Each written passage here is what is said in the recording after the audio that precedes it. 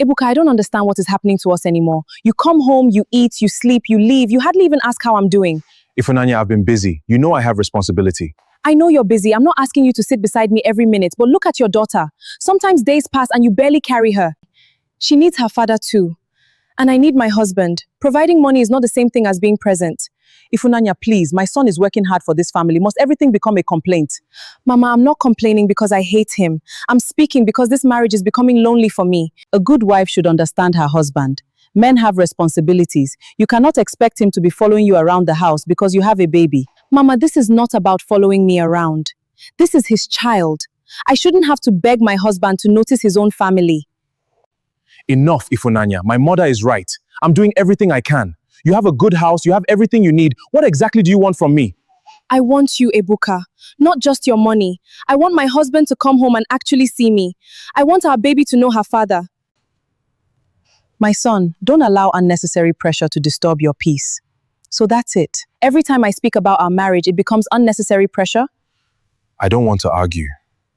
Neither do I. I just want my husband back.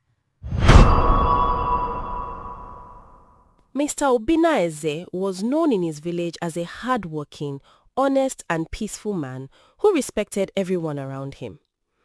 He was not born into a rich family and nobody handed him wealth or property.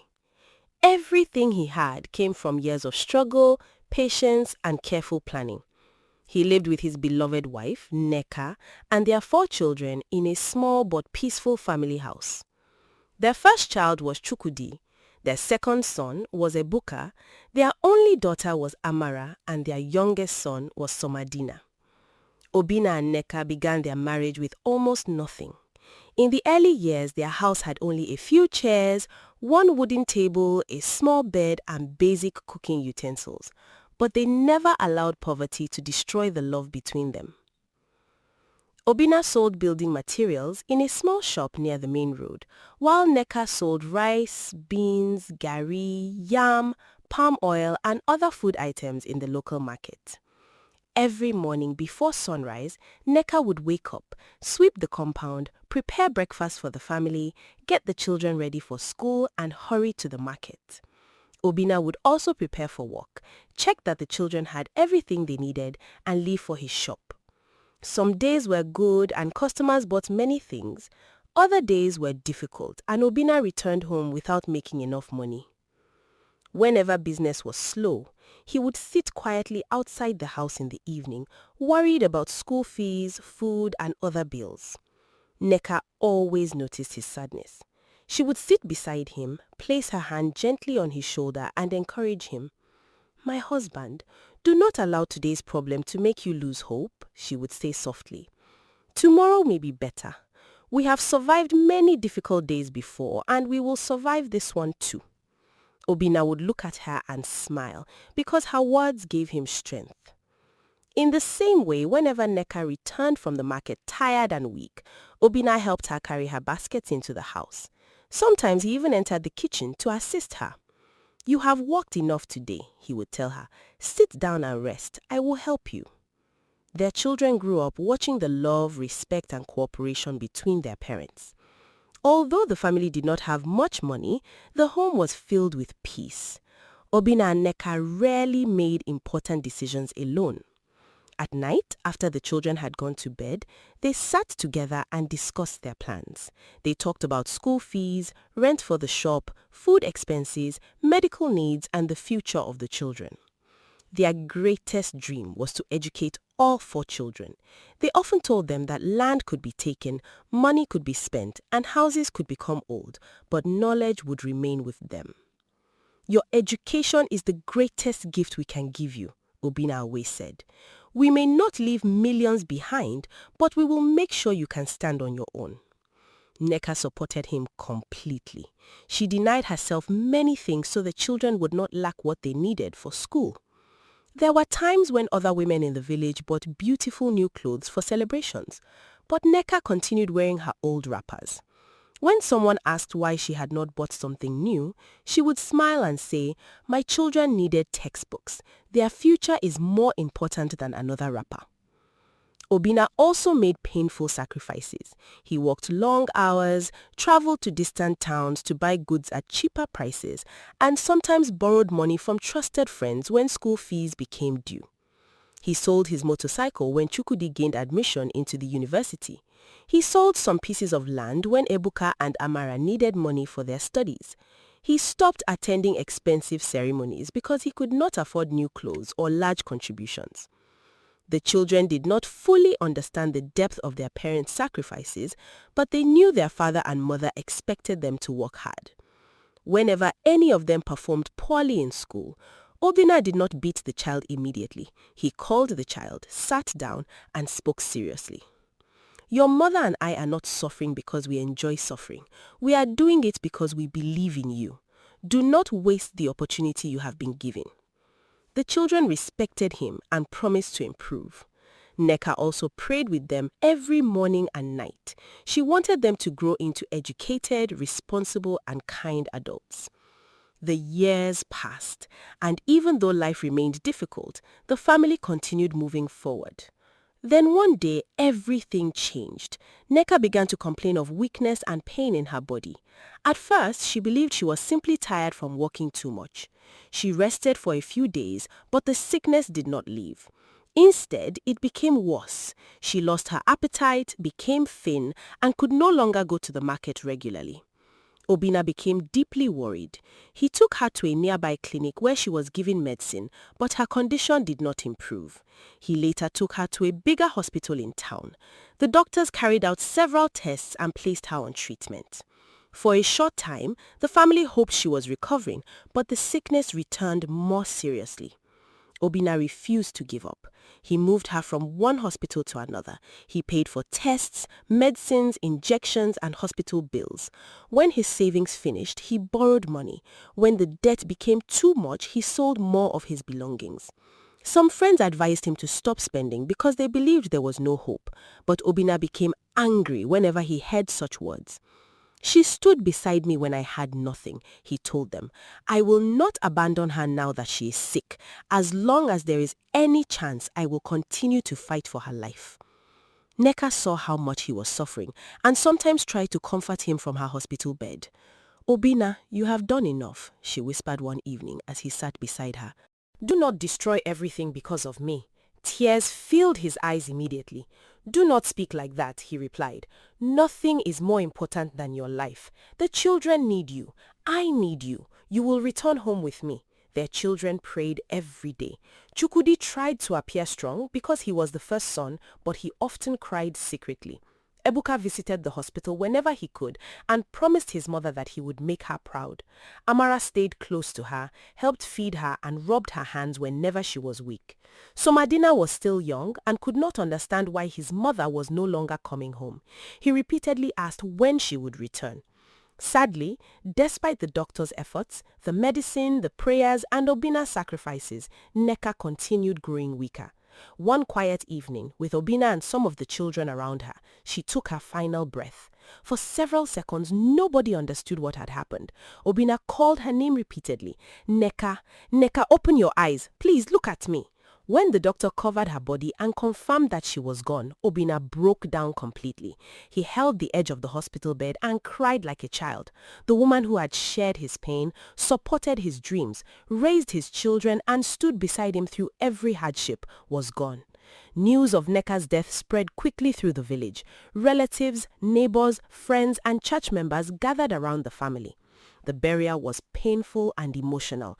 As Nneka's coffin was lowered into the ground, Amara screamed and tried to move closer. Chukwudi held her while fighting his own tears. Ebuka stood with his head lowered, unable to speak. Somadina cried because everyone else was crying, although he still struggled to understand that his mother would never return. Obina remained silent for most of the ceremony. He looked like a man whose heart had been removed from his body. After the burial, the house became painfully quiet. Nneka's cooking utensils were still in the kitchen.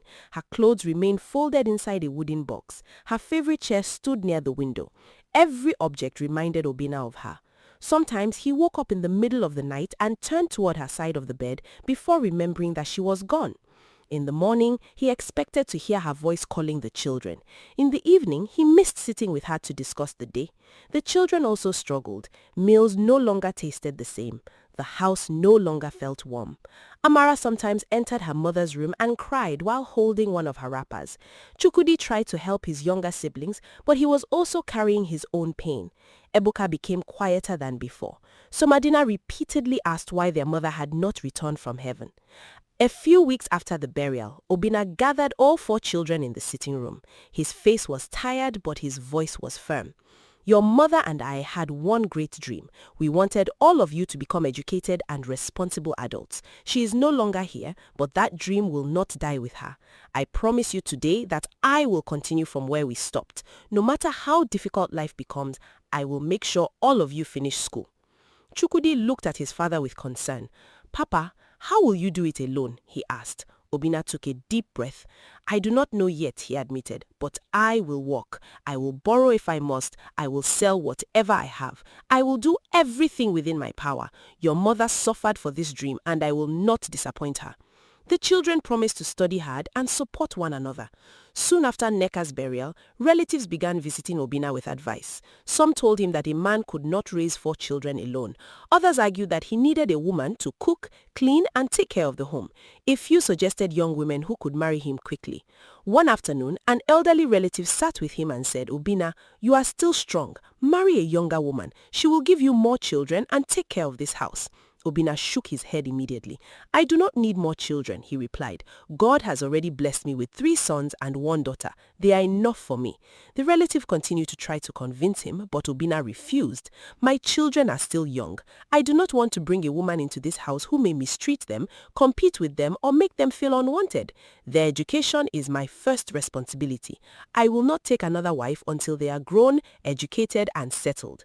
Some relatives accused him of being stubborn, but Obinna did not change his decision. He had heard stories of stepmothers who made life difficult for children after their mother's death. He could not risk placing his children in such a situation. From that moment, he devoted himself completely to them. Life became harder without Nneka. Obinna now carried responsibilities that 2 people had once shared. He worked at the shop during the day and returned home to check on the children. He paid school fees, bought food, attended school meetings, and tried to keep the house together. At times, he became so tired that he fell asleep while sitting on a chair. There were days he ate only once because he wanted the children to have enough. When the roof of the house began to leak, he postponed the repairs because Amara needed money for an examination. When his clothes became old, he continued wearing them because Somadina needed new school shoes. Whenever he felt discouraged, he looked at Nneka's photograph and spoke quietly. I am trying, he would say. I have not forgotten our promise. Years passed and the children gradually grew into adults. Chukwudi gained admission to study business administration. Obinna celebrated, but the school fees created another financial burden. He worked harder and borrowed money to support him. Chukwudi understood the sacrifice and took his studies seriously. After graduation, he searched for work, but later decided to start a small furniture and interior decoration business. The beginning was difficult. He worked from a small rented space and accepted every honest job he could find. Slowly, customers began to recommend him to others. His business improved and he was able to live comfortably. He later married Uju, a kind, respectful woman who treated Obinna like her own father. Amara studied education and became a school teacher. She loved children and took pride in helping them learn. She later married Nnamdi, a responsible civil servant who respected her family. Their home was not extremely wealthy, but it was peaceful. Somadina studied accounting. After graduating, he found employment in a manufacturing company.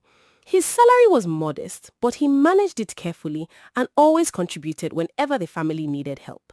He also married and began to build his own home. Ebuka's journey was more difficult at first.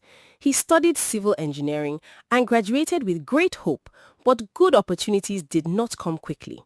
He worked under different engineers, supervised small building projects, and accepted jobs that paid very little. Some of his friends laughed at him because they believed his education had not helped him. Ebuka refused to give up.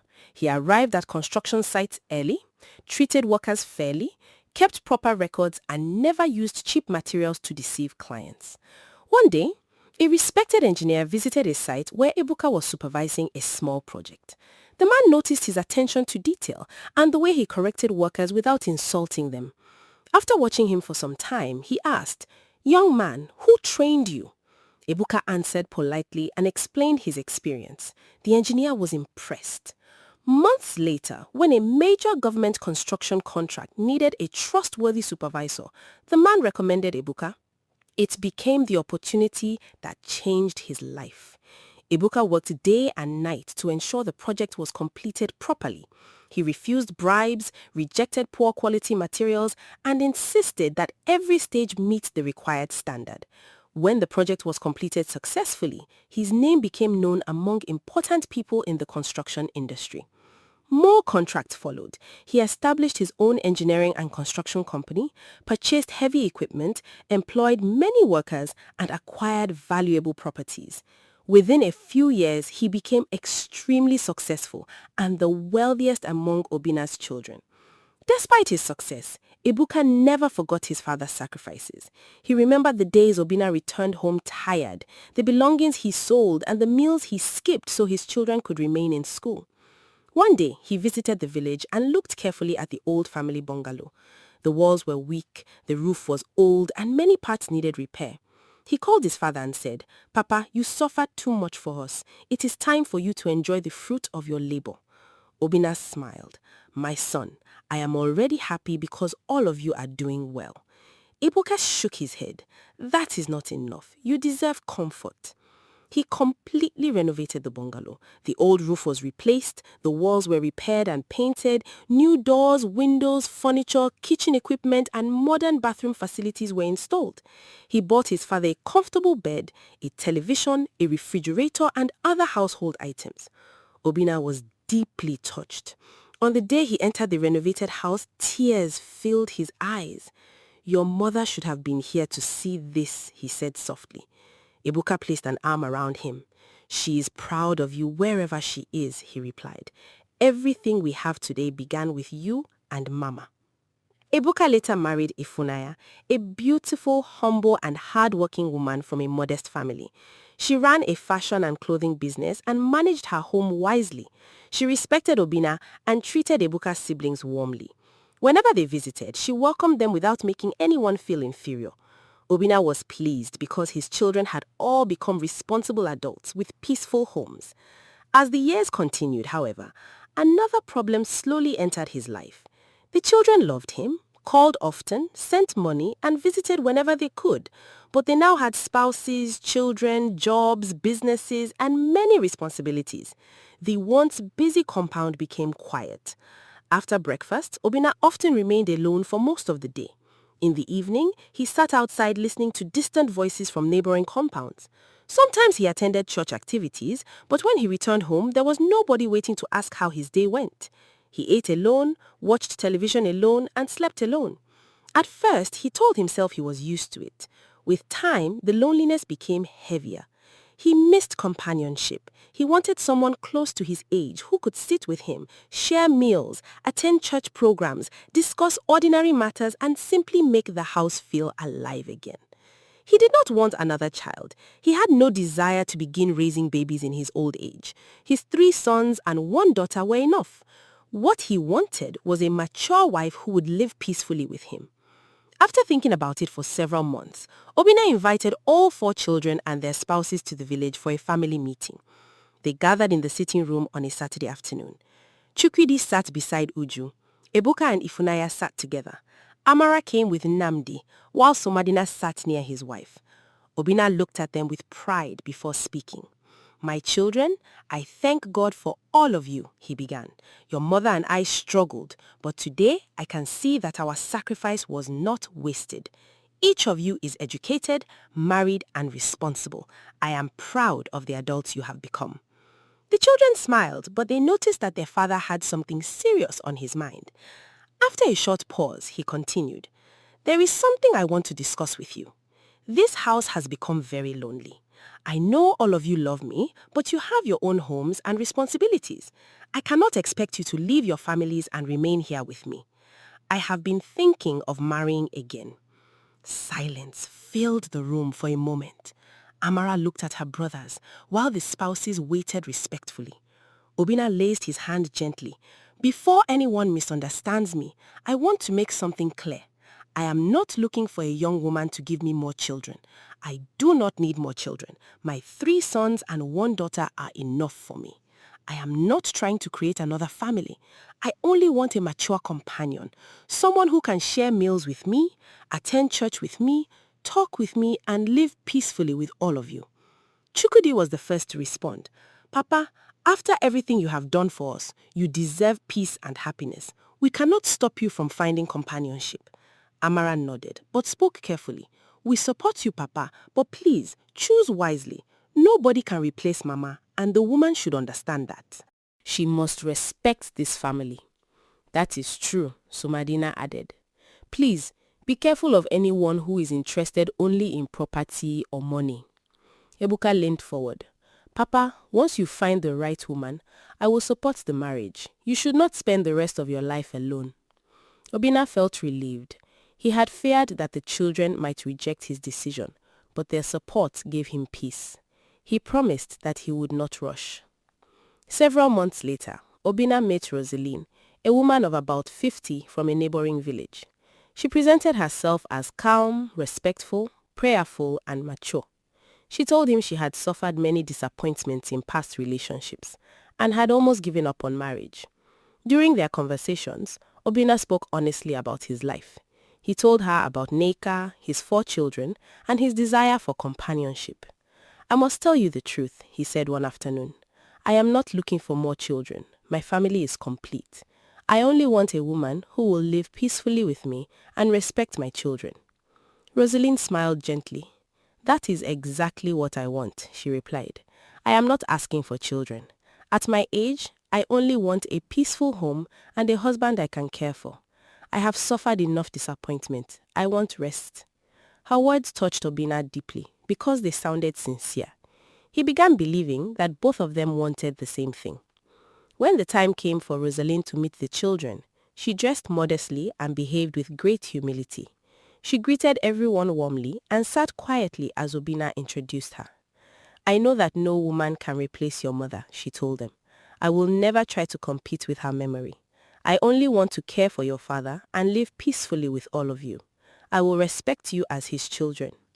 She spoke kindly to Chukudai, Amara, and Somadina, but she paid special attention to Ebuka and Ifunanya.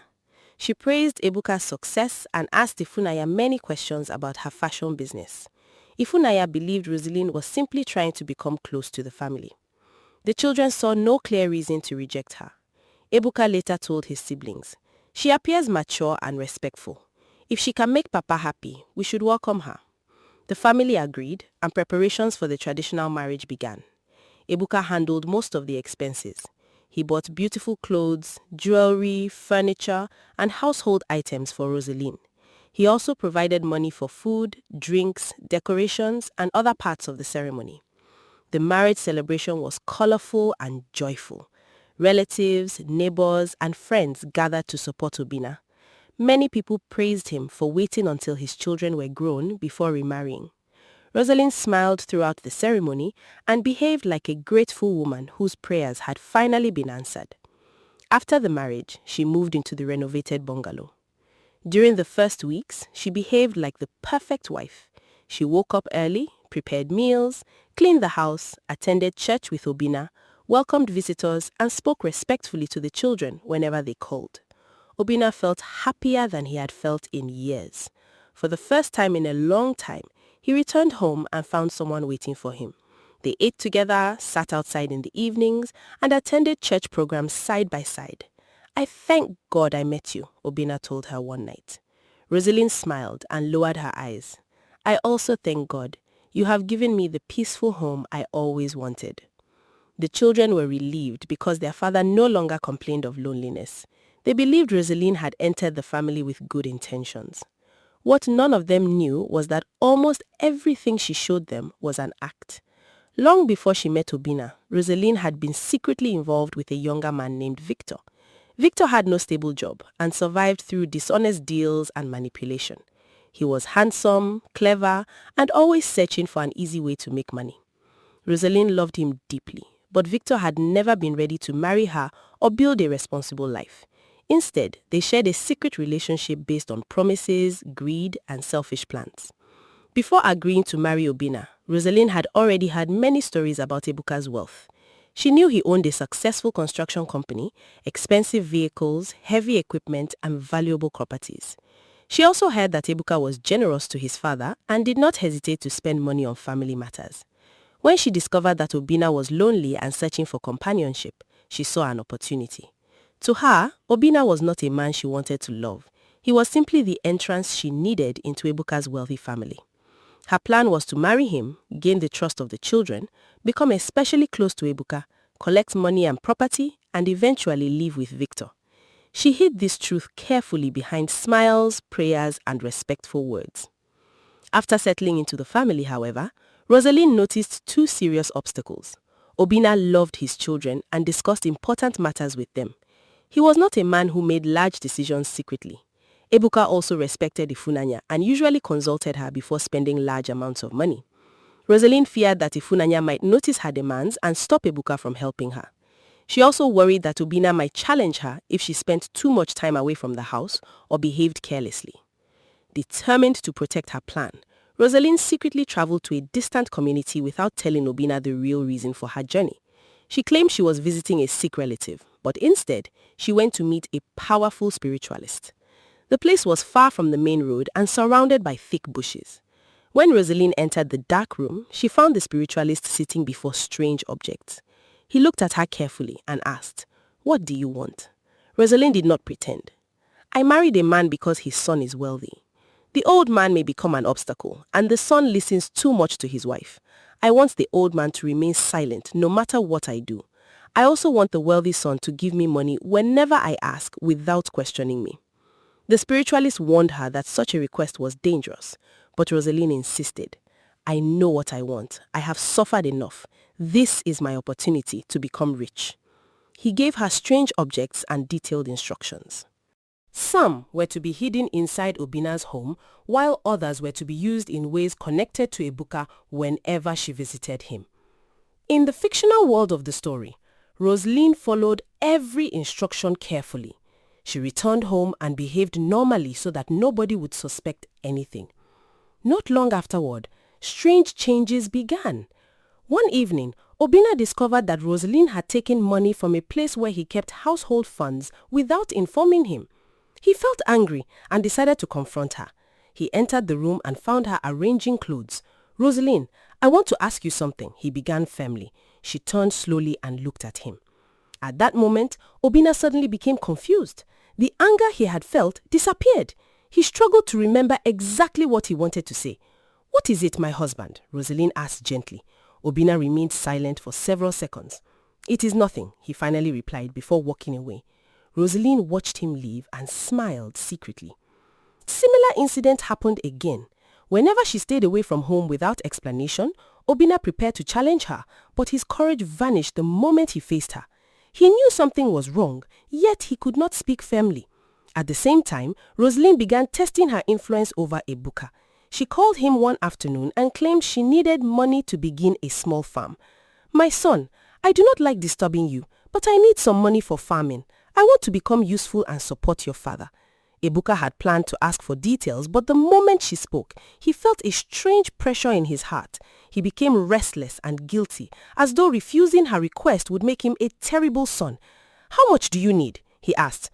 Rosalind mentioned an amount large enough to cultivate a very big farm. Ebuka did not ask where the land was located, who would work on it, or how she had calculated the cost. He simply transferred the money before ending the call. When the bank alert entered Rosalind's phone, she smiled widely and whispered, "This is only the beginning."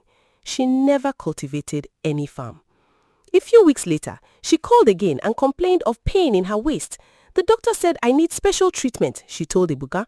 "I did not want to tell you because you already have many responsibilities, but the pain is becoming too much."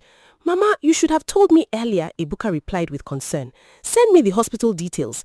Rosalind quickly said the hospital had asked her to pay before treatment could begin and that she would send the documents later. Ebuka transferred another large amount. No medical documents ever came and he never asked for them. On another occasion, she claimed the women in the village were contributing money to repair part of the church building. Another time, she said a distant relative had died and she needed to support the burial. She later requested money for a foodstuff business, then for a poultry farm, then for bags of fertilizer, then for a community water project. Every story sounded urgent, and each time Ebuka felt troubled until he sent the money. Sometimes he was inside his office signing important documents when her call came. Sometimes he was eating dinner with Ifunanya. Sometimes he was resting after a difficult day. No matter what he was doing, he answered Rosalind immediately. Ifunanya began noticing the pattern. At first, she told herself that her husband was simply trying to make his father's new wife feel accepted. Ebuka had always been generous toward family members, so she did not want to judge him too quickly. However, his normal generosity had always come with wisdom. If Chukwudi needed money for his furniture business, Ebuka asked what the money would be used for and when the project would begin. If Amara requested support for his school program, he asked for the budget. If Somadina needed help, they discussed it properly. Even when Ebuka donated to church or charity, he preferred to understand the purpose. With Rosaline, he asked nothing. One evening, Ifunanya sat beside him in their living room while he checked messages on his phone. She had just seen a large transfer alert after Rosaline's call. "My husband," she said gently, "may I ask you something?" Ebuka looked up. "What is it?" "I noticed that you sent Mama a large amount of money this afternoon. Is everything all right?" His face changed immediately. "Why are you asking?" he replied. Ifunanya was surprised by the sharpness in his voice. "I am not trying to quarrel. I only want to know if there is a problem. Maybe she is sick or Papa needs something." "She needs money for a business," Ebuka answered. "What kind of business?" Ifunanya asked calmly. Ebuka dropped his phone on the table. "Must you know everything before I help my father's wife?" "That is not what I said," she replied, already feeling hurt. "You and I normally discuss large expenses. I only asked because the amount is not small." "She is my mother now," Ebuka said firmly. "I do not want you to make her feel as though she must beg for every little thing." Ifunanya stared at him in silence. She had never said Rosalind should beg, yet Ebuka spoke as though she had insulted the older woman. "I am sorry," she finally said. "I only asked a question." She stood and walked away, but the conversation remained in her mind throughout the night. Rosalind soon noticed that Ifunanya paid attention to the money leaving her husband's account. From that moment, she began treating Ifunanya as the greatest obstacle to her plan. She knew she could not attack her directly because Ebuka loved his wife, so she used careful words. Whenever she visited their city home, she praised Ebuka loudly and made comments that seemed harmless but carried hidden meaning. One afternoon, she sat with him in the dining room while Ifunanya supervised workers in her fashion shop. "My son, you are different from many rich men. Some people become successful and forget their family." Ebuka smiled. "Papa suffered too much for us. I cannot forget him." Rosalind nodded slowly. "That is why I always pray for you. A generous man needs people around him who understand his heart. Sometimes the person closest to a successful man may begin to feel that every gift he gives outside the house is a loss." Ebuka looked at her. "Who are you talking about?" "Nobody," Rosalind answered quickly. "I am only speaking generally. I have seen many homes where a wife does not like her husband helping his family. She may smile outside, but inside she is counting every naira." Ebuka remained quiet. Rosalind changed the subject immediately, but the words remained in his mind. Later that evening, when Ifunanya asked whether he had paid for a new machine they needed in her fashion business, he became suspicious. "Is that why you do not like me helping my family?" Ifunanya stared at him in confusion. "What are you talking about? You always ask questions whenever Mama needs something, but when it concerns your business, you expect me to spend without delay." "I asked because we already discussed the machine. It will help the business employ more workers and increase our income. I have never told you not to support your family. You may not say it directly, but your attitude shows it." Ifunanya felt a painful tightness in her chest. Their marriage had always been peaceful because they spoke openly and listened to each other. Now, whenever Rosalie's name entered the conversation, Ebuka became impatient and defensive. Ifunanya began choosing silence because she did not want constant arguments, but her silence only gave Rosaline more room. Not long afterward, Ifunanya discovered that she was pregnant with their first child. The news brought great joy into the family. Ebuka lifted her carefully and laughed when she showed him the test result. "We're going to be parents," he said, his eyes shining with happiness. Ifunanya laughed through tears. Yes, we are. Obina celebrated when they called. Chukudi, Amara, and Somadina also sent messages and gifts. Even Rosaline sounded excited. She called Ifunanya often during the early months, asking questions and pretending to care deeply about her health. Do not stress yourself, she would say. Eat well and rest. That child is our family's blessing. Ifunanya appreciated the kindness and wondered whether she had judged Rosaline too harshly. The pregnancy was not easy. Ifunanya suffered morning sickness, weakness, back pain, and swollen feet. As the months passed, she reduced her work in the fashion shop and allowed her assistants to handle most orders. Ebuka supported her and attended hospital appointments whenever he could. During those peaceful moments, Ifunanya hoped the tension in their marriage was ending. After many months, she went into labor and was taken to the hospital. The labor lasted for several painful hours. Ebuka walked up and down the corridor praying and checking the door repeatedly. When a nurse finally came out with a smile and announced that Ifunanya had delivered a healthy baby, Ebuka covered his face and thanked God. He entered the room later and found her exhausted wife lying on the bed with her newborn beside her. He bent down, kissed her forehead, and whispered, "Thank you. You have given me the greatest gift." Tears rolled down Ifunanya's cheeks. God did it, she said weakly. The entire family rejoiced. Mrs. Ebere, Ifunanya's mother, began preparing immediately to come and care for her daughter after childbirth. She bought food ingredients, herbs for warm baths, soft clothes for the baby, and other things she believed her daughter would need. She called Ifunanya and said, "My child, do not worry about anything. Once you return home from the hospital, I will come and stay with you. You need proper rest."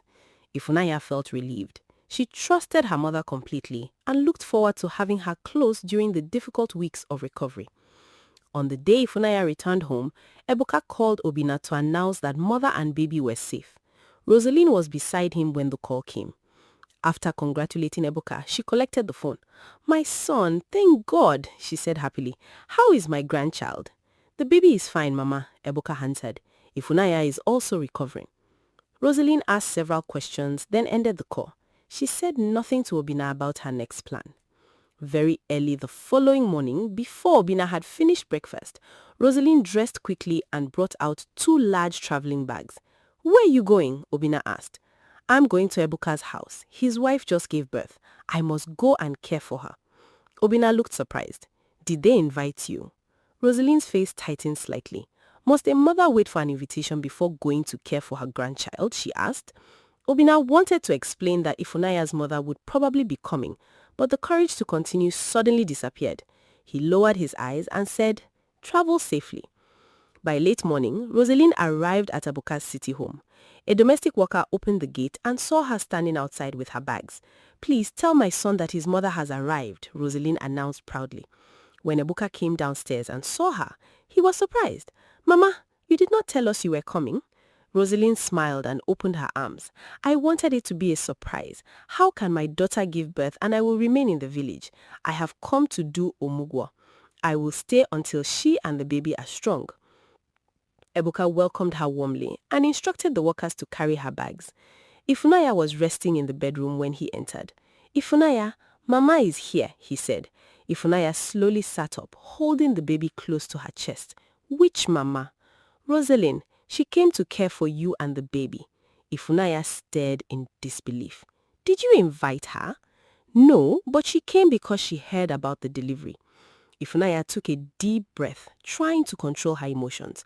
"My mother is already preparing to come. We agreed that she would be here." "Your mother can come after Rosaline leaves," Ebuka replied. "She has traveled all the way. We cannot send her back." "I'm not asking you to throw her out," Ifunanya said quietly. "I'm only saying that this should have been discussed with me. I just gave birth. I am still in pain. My mother understands my body, my food, and the things I need. Omugo is not only about carrying a baby. A woman needs someone she can speak freely with during this period." Ebuka frowned. "Rosaline is also a woman. She has come to help. Why are you already creating a problem before she has even entered this room?" Ifunanya's eyes filled with tears. "I am not creating a problem. I am asking you to consider how I feel." "Please, do not start," Ebuka said. "Mama has good intentions." He left before Ifunanya could reply. She looked down at the baby in her arms and wiped her tears quickly because she did not want the child to feel her distress. When Rosaline entered the room, she smiled widely and reached for the newborn. "Give me my grandchild," she said. Ifunanya forced a weak smile and allowed her to carry the baby. "Welcome, Mama." "Thank you, my daughter. Do not worry. I am here now. Everything will be under control." Those words soon proved to be true in the worst possible way. From the first day, Rosaline behaved as though she had taken charge of the entire house. She called the domestic workers into the kitchen and changed their duties without asking Ifunanya. "You will no longer prepare breakfast this way," she instructed one worker. "In this family, I decide what a nursing mother should eat." She opened cupboards, moved food items, rearranged pots, and criticized everything she saw. "Why are these plates kept here? Move them. Why is the baby's water in this place? Take it away. Who arranged this sitting room? Change the chairs." The workers became confused because Ifunanya had already given them instructions. Whenever they tried to ask her, Rosaline became offended. "Are you telling me that I do not know how to run a house?" she demanded. She entered Ifunanya's bedroom without knocking, even when Ebuka was inside. She picked up the baby whenever she wished and often refused to return the child immediately when Ifunanya wanted to breastfeed. "The baby is sleeping," she would say. "Do not disturb the child." At other times, she insisted that the baby was crying because Ifunanya was not producing enough milk. "You young women do not eat properly," she complained. "That is why your babies are never satisfied." Her words made Ifunanya feel like a failure. The new mother was already exhausted, weak, and emotional. She needed encouragement, but Rosaline criticized her almost every day. Whenever visitors came to see the baby, Rosaline rushed to carry the child before Ifunanya could leave the bedroom. She sat proudly in the living room and told everyone how hard she was working. "Since I arrived, I have not rested. I cook, bathe the baby, supervise the workers, and make sure my daughter lacks nothing." The visitors praised her, unaware that Ifunanya often cried alone after Rosaline embarrassed her. One afternoon, Ifunanya asked a worker to prepare a light meal because she felt sick. Rosaline entered the kitchen and changed the instruction. When the food came, Ifunanya could not eat it. "Mama, I asked for something else," she said politely. Rosaline placed her hands on her waist.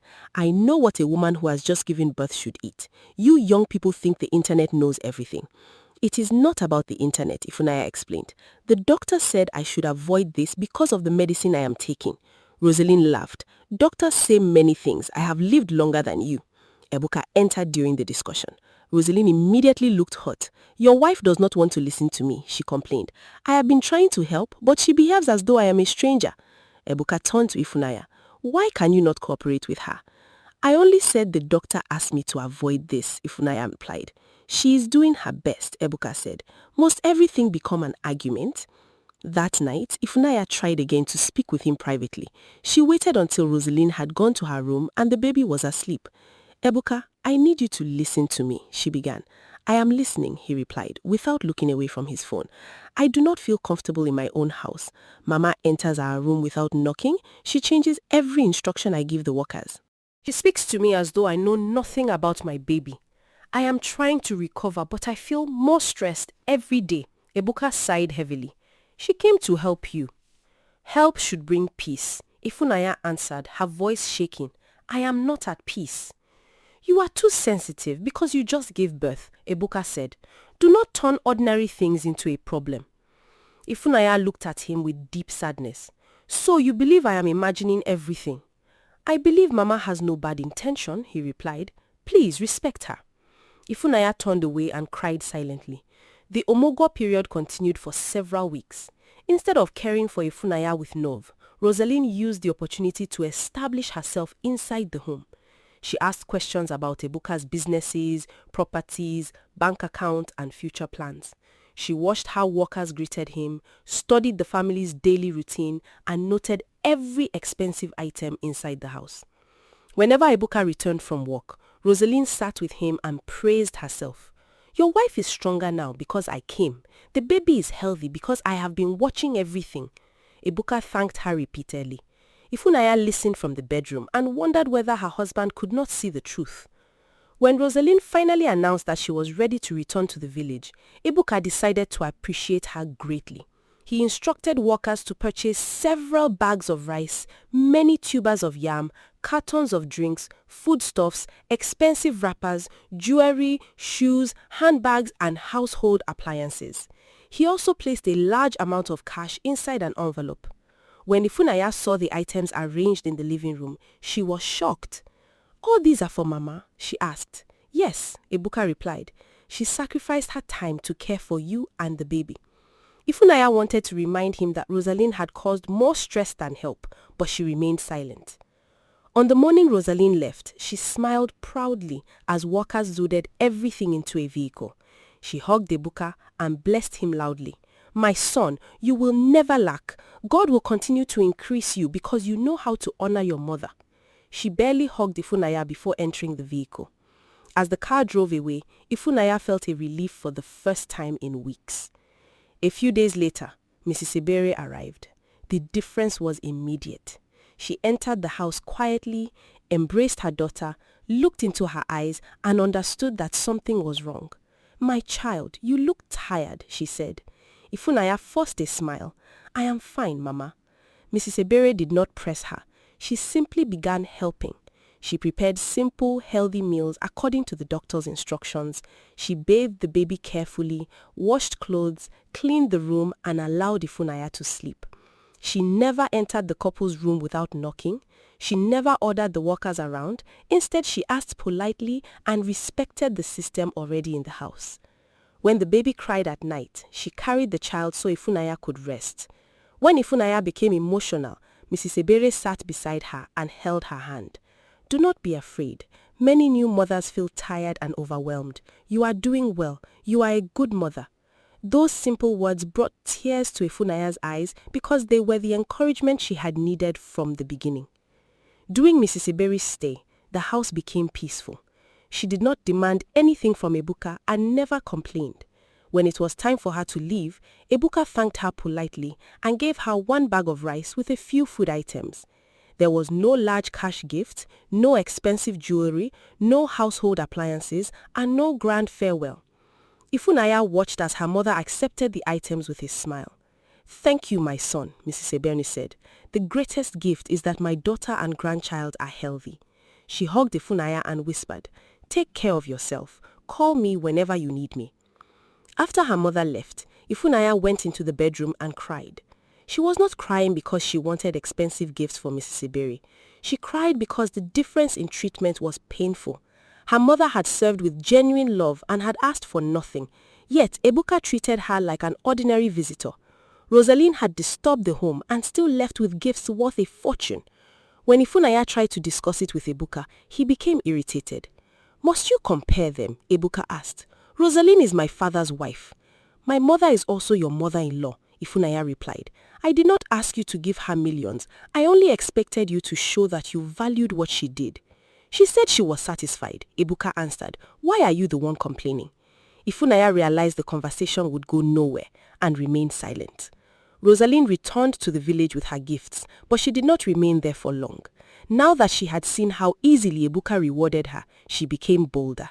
She began traveling to Ebuka's city home whenever she wanted money or expensive items. Sometimes she called ahead, other times she arrived without warning.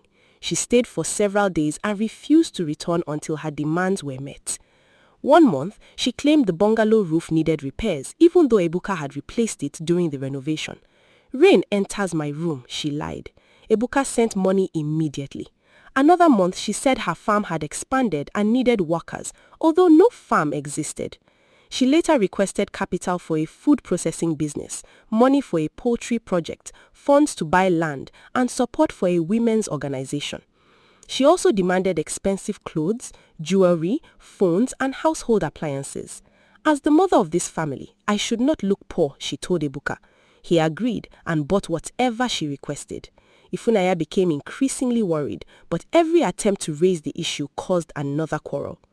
Rosalind's attitude towards the other children also changed. When Chukwudi visited the village, she greeted him politely but showed little interest in his business. She rarely called Amara and hardly asked about her children. She treated Somadina as though his modest salary made him unimportant. On Christmas afternoon, after Rosalind had left the sitting room, Amara turned to her brothers. Quietly, she asked, "Have both of you noticed how she behaves?" Chukwudi nodded. She's interested only in Ebuka. Because he has more money, Somadina added. She hardly calls me unless she wants me to pass a message to him. And what kind of wife abandons her husband and spends most of her time in her stepson's house? Amara asked. Papa married her because he was alone. The siblings agreed to speak with Obina. They found him sitting alone outside the bungalow the following morning. Rosaline had traveled to Ebuka's city home again. Chukwudi sat beside his father. Papa, we want to discuss something with you. Obina looked at the three of them and immediately appeared uncomfortable. What is it? It is about Rosaline, Amara said. She is hardly here with you. She spends too much time with Ebuka. Obina looked down. She said she is helping them. Helping them with what? Somadina asked. Most times she goes there to collect money or gifts. Papa, you married her for companionship. Are you happy living alone again? Obina opened his mouth to answer, but his words seemed trapped. He wanted to admit that Rosaline's absence hurt him. He wanted to say that she no longer behaved like the woman he married. Yet a strange weakness came over him. Do not create trouble, he finally said. She is still getting used to the family. Chukwudi frowned. Papa, she has been here long enough. You should tell her to remain in her husband's house. Please, Obina said weakly, let us keep peace. I do not want quarrels. The siblings exchanged worried looks. Their father had never been a coward. He had raised 4 children alone, faced poverty, buried his wife, and survived many hardships. Yet he now seemed unable to correct one woman. Their concern increased, but they had no explanation. Some months later, Ebuka announced that he wanted to build a magnificent 6-bedroom duplex inside the family compound. The house would belong to him and his family and would be used whenever they visited the village for Christmas, weddings, family meetings, or other celebrations. Obina was pleased. It is good for every child to have a place in his father's compound, he said. Construction began immediately. Workers arrived daily, trucks brought cement and sand, and the building rose quickly. The design was modern and beautiful. It had large rooms, balconies, a spacious kitchen, several bathrooms, and an impressive sitting room. Rosaline watched the project with great interest. She visited the site often, questioned workers, and spoke as though she was supervising on Ebuka's behalf. Before the house was completed, she traveled to the city and sat with Ebuka after dinner. My son, she began, I want to ask you for something. What is it, Mama? That duplex is very big. I want one room to belong to me permanently. Ebuka looked surprised. A room? Yes, I am the mother of the family. Whenever people visit, I should have my own place inside the house. Ifunaya, who was sitting nearby, could no longer remain silent.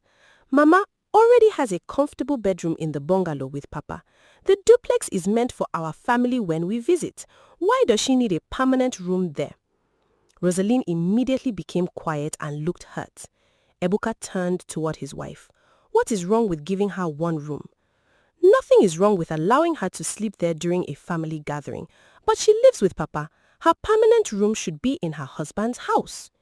This is still our family compound, Ebuka said sharply. The house has 6 bedrooms. Why are you behaving as though one room will destroy everything? I am only saying that we should set clear boundaries, Ifunaya answered. There is nothing selfish about wanting privacy in our own home. Rosaline stood slowly. My son, forget it, she said dramatically.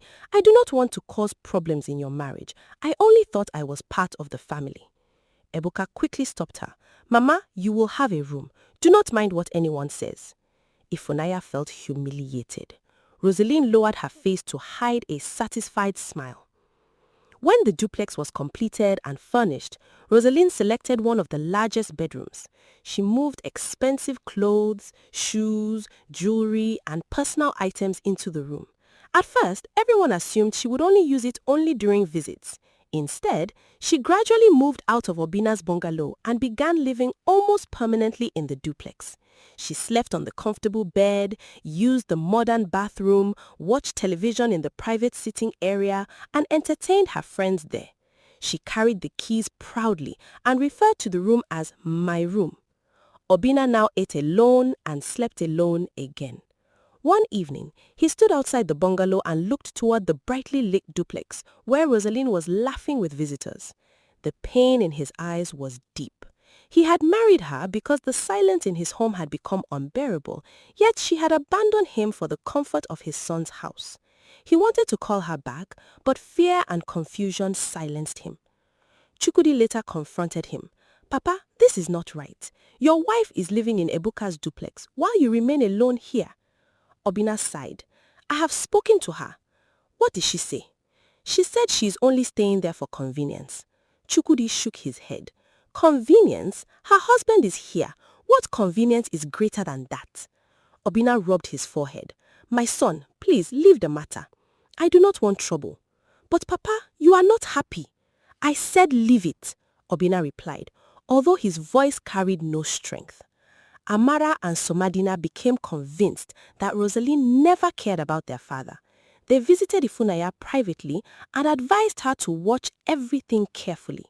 "She is using Papa as a bridge to reach your husband," Amara said. "We do not yet know what she wants, but her attention is always on Ebuka." Ifunanya nodded sadly.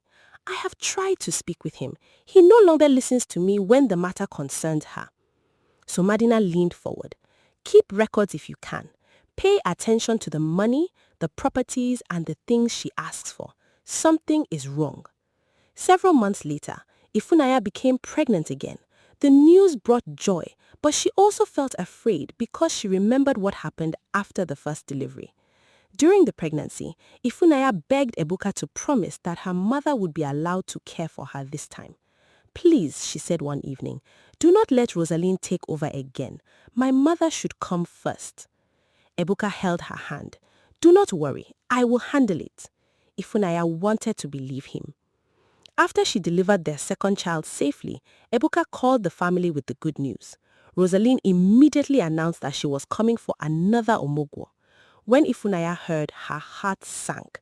"You promised me," she reminded Ebuka. "I know," he replied. "I will speak with her." "Speak with her now. Tell her my mother is coming." Ebuka nodded but delayed. The next morning, Rosaline appeared at the gate with several bags before Mrs. Ebere had even begun her journey. When Ifunanya saw her through the window, all hope left her. She turned toward Ebuka. "Did you tell her not to come?" Ebuka avoided his eyes. "She was already on the road when I called." "You did not call her," Ifunanya said quietly. "You never intended to stop her. Please, you just gave birth. Do not start an argument." Ifunanya looked at him for several seconds, then picked up her phone and called her mother. Mrs. Ebere answered happily. "My child, I have packed everything. I will leave very early tomorrow." Tears filled Ifunanya's eyes. "Mama, please do not come again." There was silence on the line. "What happened? Is the baby all right?" "The baby is fine. Rosaline has come again." Mrs. Ebere sounded heartbroken. "But you told me I should prepare." "I know, Mama. I am sorry. Please forgive me." "Did your husband ask me not to come?" Mrs. Ebere asked gently. Ifunanya could not answer. Her silence said everything. "Do not cry," her mother finally said. "Take care of yourself and the baby. I will not come where I am not wanted." After the call ended, Ifunanya sent money from her personal savings because her mother had already purchased food and made preparations. She then sat on the bed and cried quietly until the baby woke. During the second Omugo, Rosaline's behavior became worse.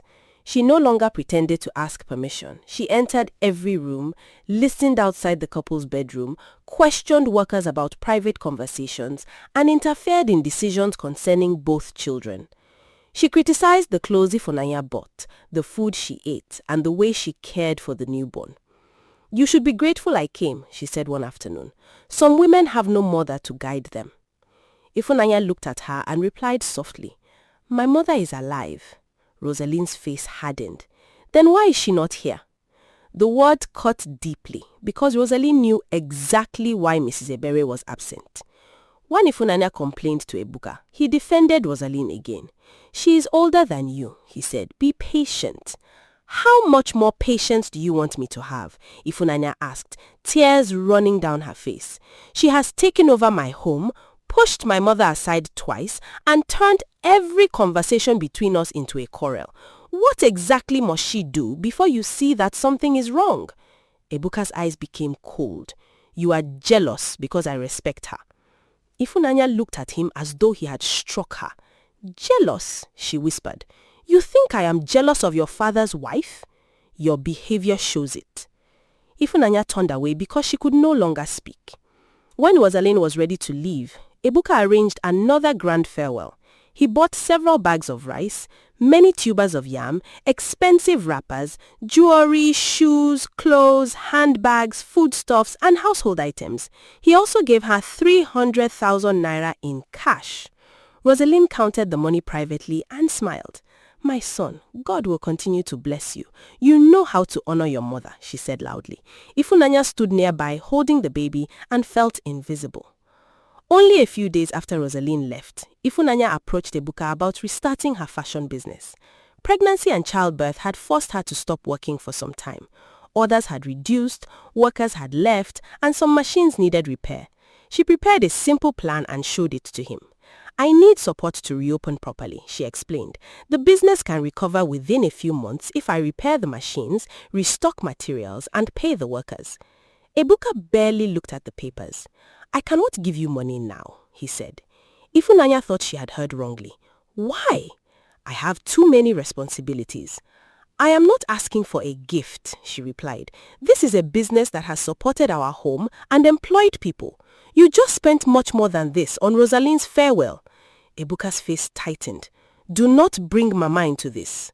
How can I not bring her into it?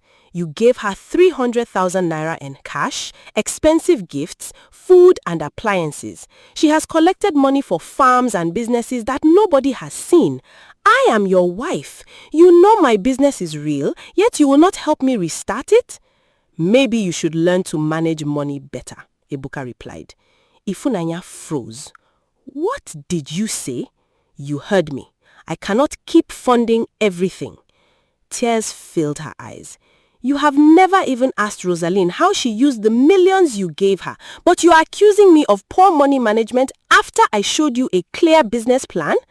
This discussion is over, Ebuka said and walked away. Ifunanya remained standing in the room holding the papers with trembling hands. That moment broke something inside her. She understood that the problem was no longer ordinary family favoritism. Her husband was not simply being generous. He had become a different man whenever Rosalind was involved. He ignored facts, rejected reason, and treated his own wife as an enemy. Unable to carry the burden alone, Ifunanya visited her close church friend, Ruth. The moment Ruth opened the door and saw her, she became worried. Ifunanya, what is wrong? You look exhausted. Ifunanya tried to smile, but tears immediately filled her eyes. Ruth led her inside, gave her water, and sat beside her. Talk to me, she said gently. For a long time, Ifunanya could not speak. Then the pain poured out. She explained the endless demands for money, the first omugo, the humiliation of Mrs. Ebere, Rosalind's move into the duplex, the second omugo, Ebuka's strange anger, and his refusal to support her real business after giving Rosalind so much. Ruth listened without interruption. When Ifunanya finished, the room remained silent for several moments. This is not normal, Ruth finally said. A man may love and respect his stepmother, but he should still be able to reason. Your husband is behaving as though he cannot question her at all. Ifunanya wiped her tears. I do not know what to do. If I speak, he accuses me of jealousy. If I remain silent, she continues taking over everything. Ruth held her hand. Do not confront Rosalind carelessly. A person with a hidden plan can become dangerous when she knows she is being watched. Let us seek wise help. Ruth later visited Pastor Nathaniel, the senior pastor of their church.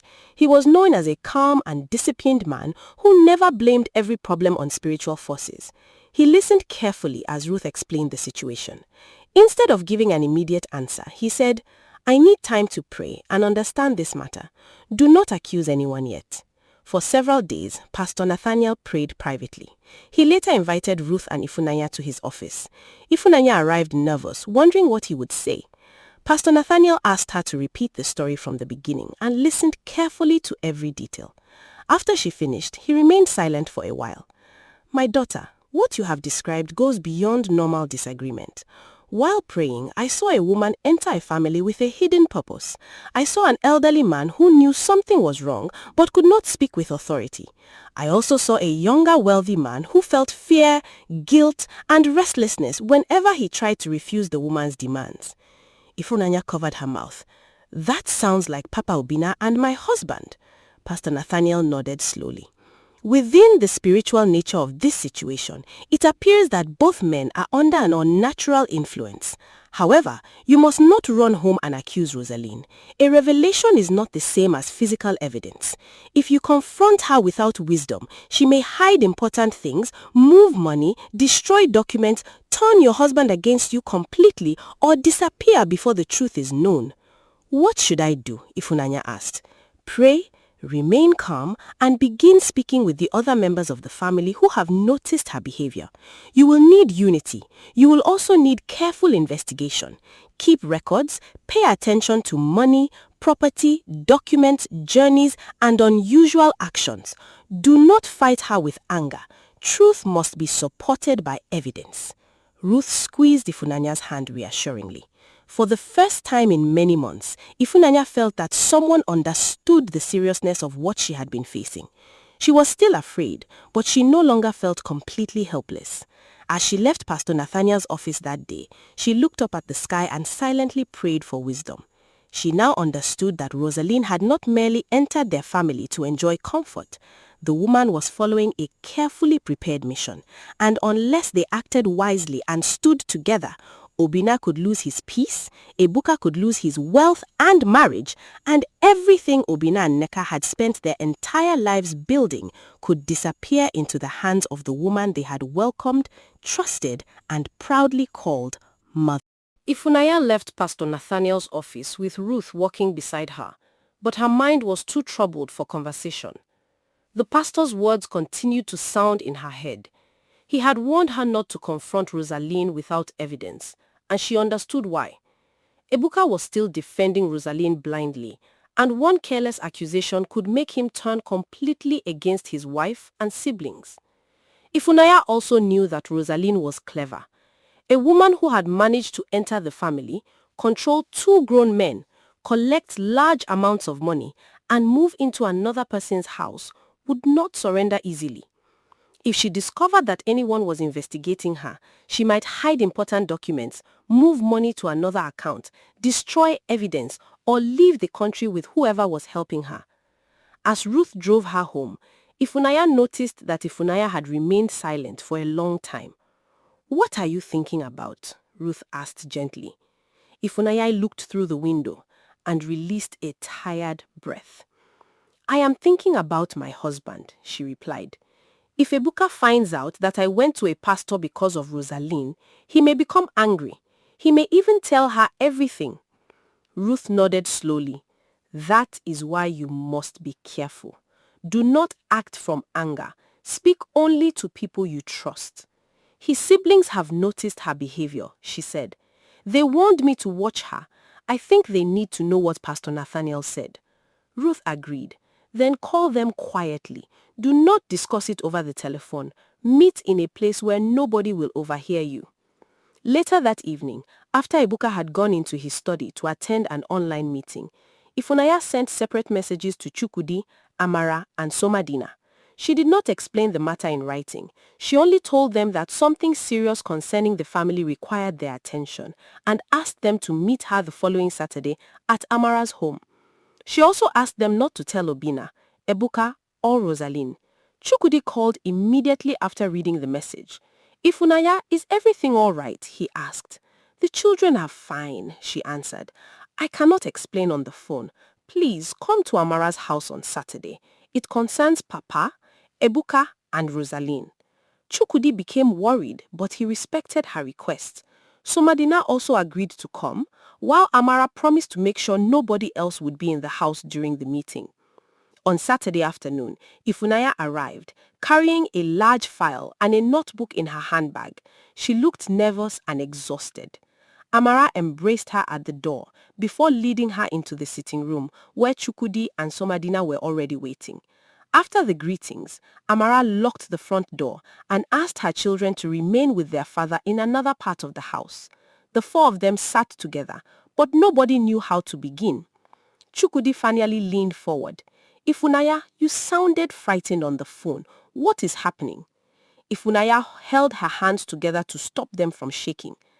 I need all of you to listen until I finish. Some things I am about to say may sound difficult to believe, but I am not here to accuse anyone without reason. She began from the period after the birth of her first child. She described how Rosaline arrived without invitation, took control of the house, pushed Mrs. Eberi aside, and turned every complaint into a quarrel between her and Ebuka. She explained the unfair farewell gifts, the repeated requests for money, the move into the duplex, the second Omugo, and the cruel way Rosaline asked why her own mother was not present, even though she knew she had prevented the woman from coming. Her voice broke when she spoke about asking Ebuka for support to restart her fashion business. He did not even study the plan, she said, tears filling her eyes. He had just given Rosaline 300,000 naira in cash, apart from all the other gifts, but he told me I did not know how to manage money. That was when I understood that something was seriously wrong. Amara moved closer and held her hand. You should have told us the full truth earlier, she said. We knew there were problems, but we did not know you had suffered this much. Ifunanya wiped her tears and continued. She told them about Ruth and Pastor Nathaniel.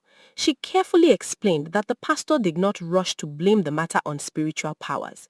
He had prayed before he said he sensed that a woman with a hidden plan had entered a family, that an older man had been silenced, and a wealthy younger man felt guilt and pressure whenever he tried to refuse the woman's demands. Silence filled the room when Ifunanya finished. Chukwudi looked disturbed. Somadina rested his elbows on his knees and stared at the floor. Amara's eyes moved slowly from one brother to the other. Papa and Ebuka, she whispered. That is what I thought, Ifunanya replied. Chukwudi shook his head slowly. I do not like to jump to conclusions, but I have seen strange things with Papa. One day, I visited him when Rosaline had been away from the house for almost a week. He complained that she no longer cooked for him or spent time with him. He said he wanted her to leave the duplex and return to the bungalow. While we were speaking, she entered the compound. Papa became quiet immediately. When I asked him to continue, he said he had never complained and accused me for trying to create trouble. The same thing happened when Amara, Somadina and I spoke to him.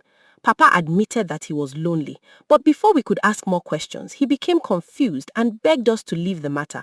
That is not the father who raised us, Papa continued. Papa faced poverty, debt, sickness, and the death of our mother. He was never weak. Amara nodded. Rosaline also travels too often. She tells Papa one story and tells other people something different. Last month, she said she was going to visit a sick friend, but when I asked Papa about the woman later, he didn't even know her name. Somadina finally spoke. My concern has always been the money. Ebuka built his company through discipline. He doesn't pay even a contractor without checking the work. Before Rosaline came, he kept proper records of personal and business expenses. Now he sends her money without invoices, agreements, receipts, or proof. That is not normal generosity. It is as if his mind stops working whenever she asks. Chukwudi looked at him. Can you check how much he has given her? Somadina hesitated. I work with the account department, but I cannot enter his personal records without permission. However, some of the money passed through company-related accounts because Rosaline called the requests investments or projects. I can examine every transaction I am legally allowed to see.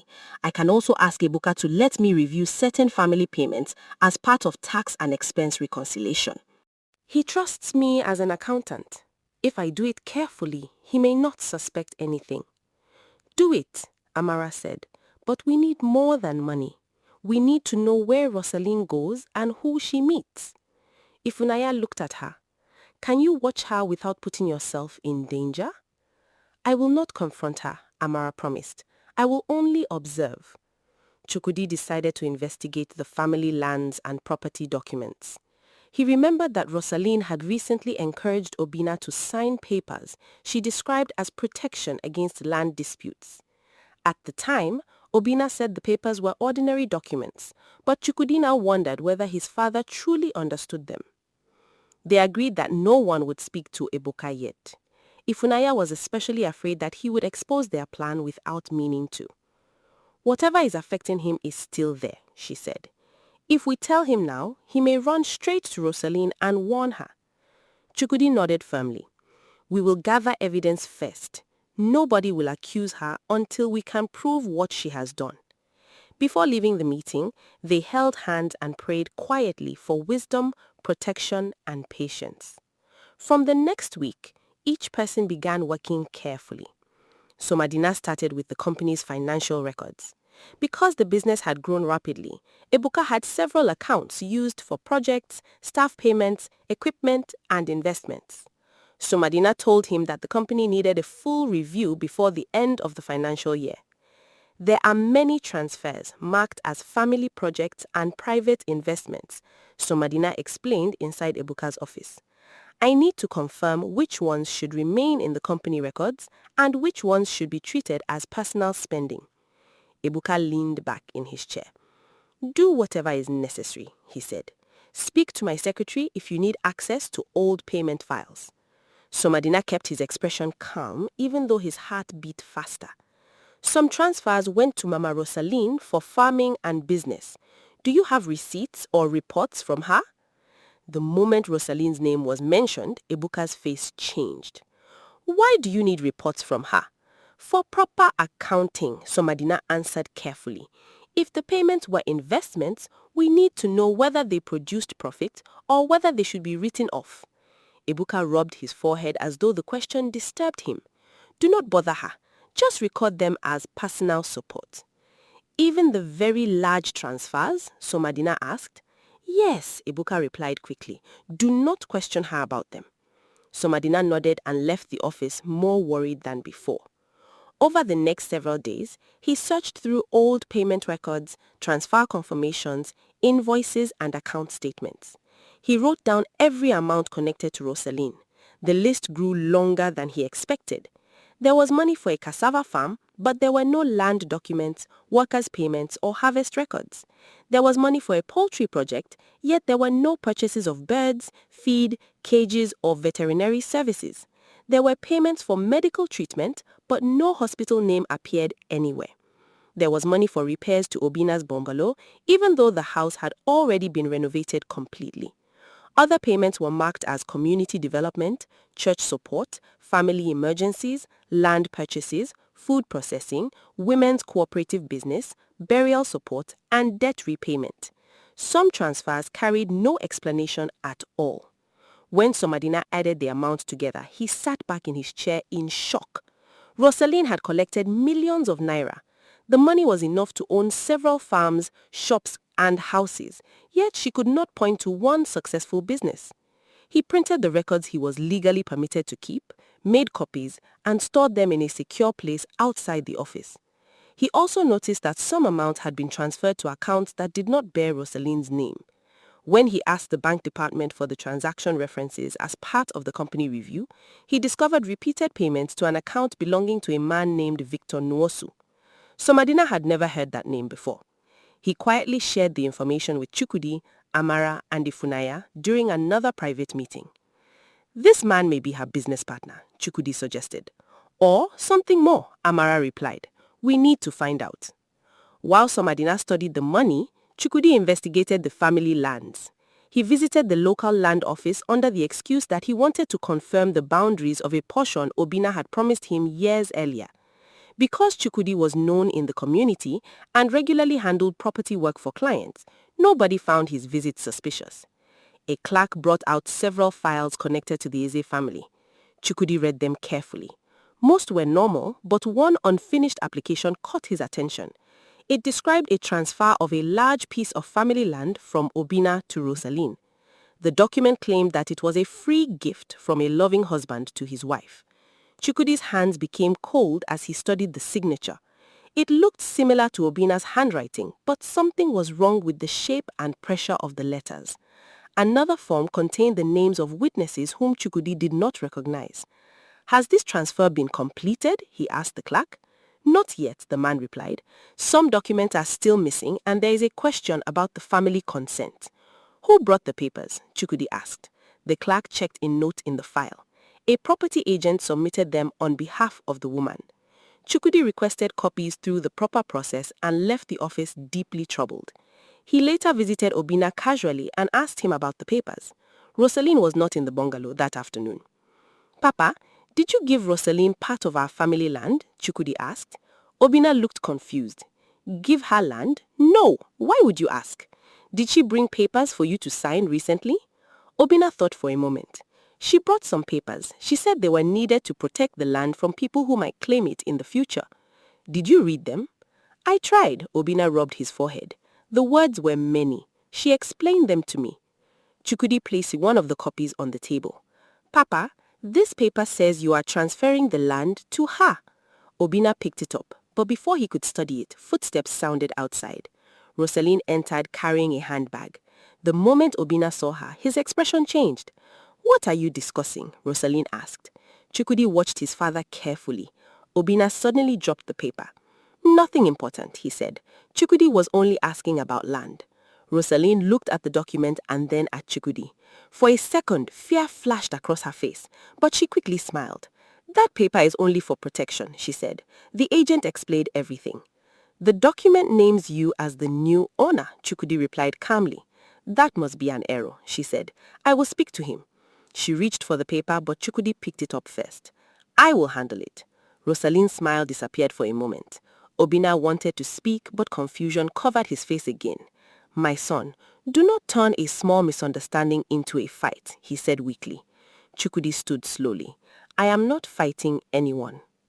I only want to protect what you and Mama Neka built for us. He left with the documents, knowing Rosaline would now be more careful. That evening, he warned the others that she might suspect someone was watching her. Amara decided she could no longer wait. She began paying close attention to Rosaline's journeys. Because Rosaline sometimes visited Amara's town before traveling elsewhere, Amara could follow her without attracting attention. For several weeks, nothing useful happened. Rosaline went to markets, shops, and social visits that appeared normal. Then one morning, Amara received a call from Obinna. He asked whether she knew about a women's fellowship program in a nearby community because Rosaline claimed she was attending it for 2 days. Amara said she had not heard about the program, but she did not show concern. She immediately called the leader of the women's group she knew in that area. The woman confirmed that no such program was taking place. Amara's heart began beating faster. She drove toward the village and parked at a safe distance from the family compound. Not long afterward, Rosaline came out dressed beautifully in a way that did not match a church meeting. She wore an expensive outfit, carried a stylish handbag, and had carefully applied makeup. A hired car picked her up near the main road. Amara followed from a distance, making sure her vehicle never came too close. Rosaline traveled for almost 2 hours before reaching another town. The car stopped near a quiet restaurant attached to a small hotel.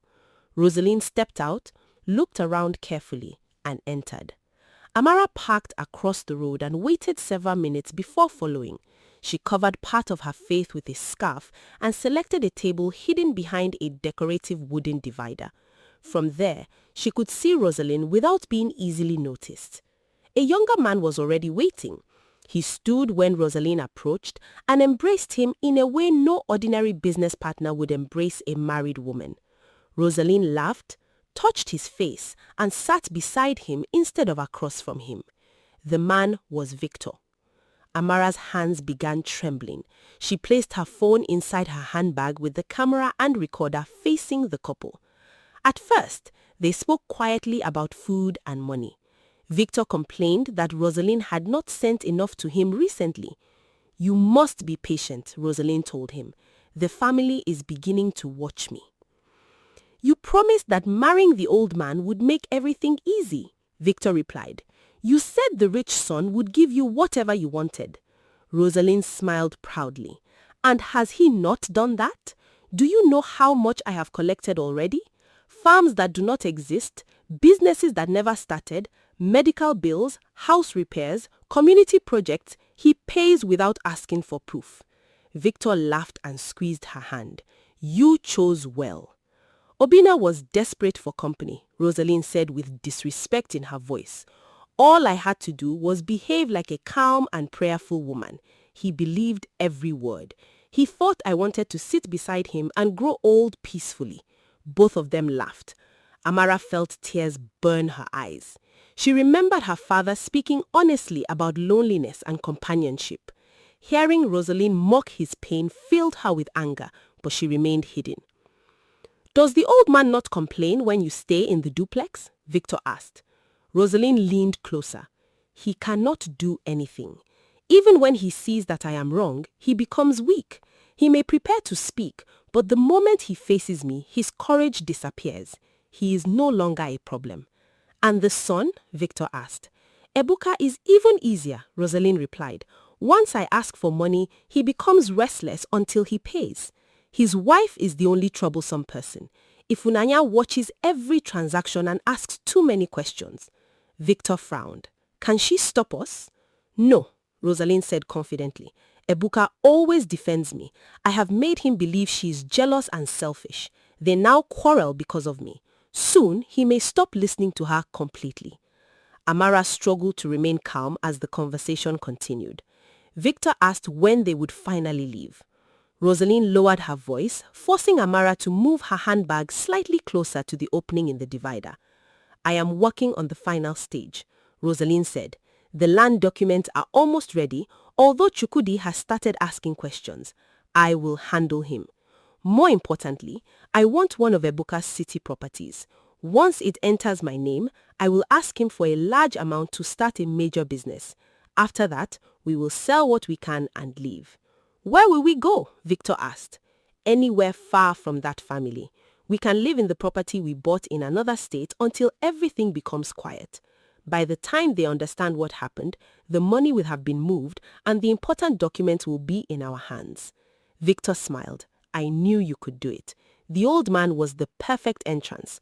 Without him, we could never have reached Ebuka. Obina was never my destination, Rosalind replied coldly. He was only the door. Amara felt sick. She wanted to stand and confront Rosalind immediately, but she remembered Pastor Nathaniel's warning. She remained seated until Rosalind and Victor finished eating, embraced again, and left separately. Amara waited before returning to her car. The moment she locked the door, she burst into tears. She cried for her father who had opened his heart to a woman who saw him only as a tool. She cried for Ebuka, whose generosity had been turned into a weapon against him. She cried for Ifunanya, who had suffered insults and rejection while trying to protect her home. After regaining control of herself, she called Chukudi. We need to meet tonight, she said. I found out who Victor is. That evening, Chukudi, Somadina, Ifunanya and Amara gathered again. Amara connected her phone to a TV and played the recording. Nobody spoke while Rosalind's voice filled the room. When she mocked Obina's loneliness, Chukudi clenched his fists.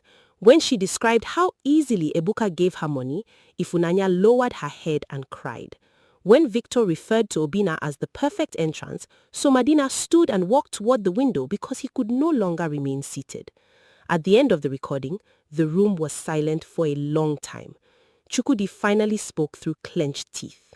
We must take her out of Papa's house immediately. Ifunanya shook her head. Not yet. If we confront her now, Ebuka may defend her. She may also deny the recording or claim it was edited.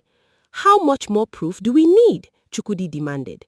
Somadina turned from the window. We need proof that can survive a legal challenge. The recording is strong, but we must connect it to the money and the land documents, and we must identify the properties she and Victor bought. Amara wiped her tears. Pastor Nathaniel said we should not act from anger. Let us take everything to him first. The following day, they met with Pastor Nathaniel and played the recording.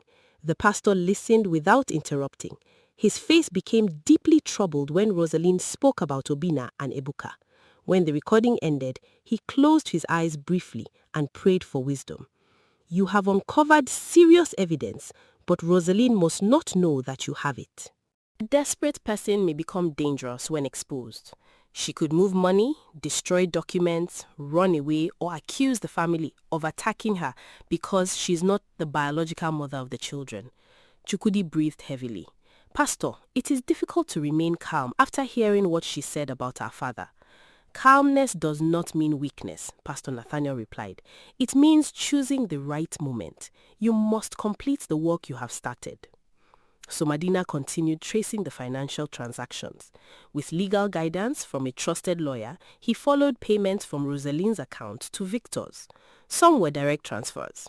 Others passed through small businesses with no real operations. The lawyer helped them search public property records, and they discovered that Victor and Rosaline had secretly paid for 2 small houses and several plots of land in another state. The properties were registered under different names connected to Victor's relatives, but the payment trail led back to money Ebuka have given Rosaline. The property agent involved in Obina's land documents also appeared in the records.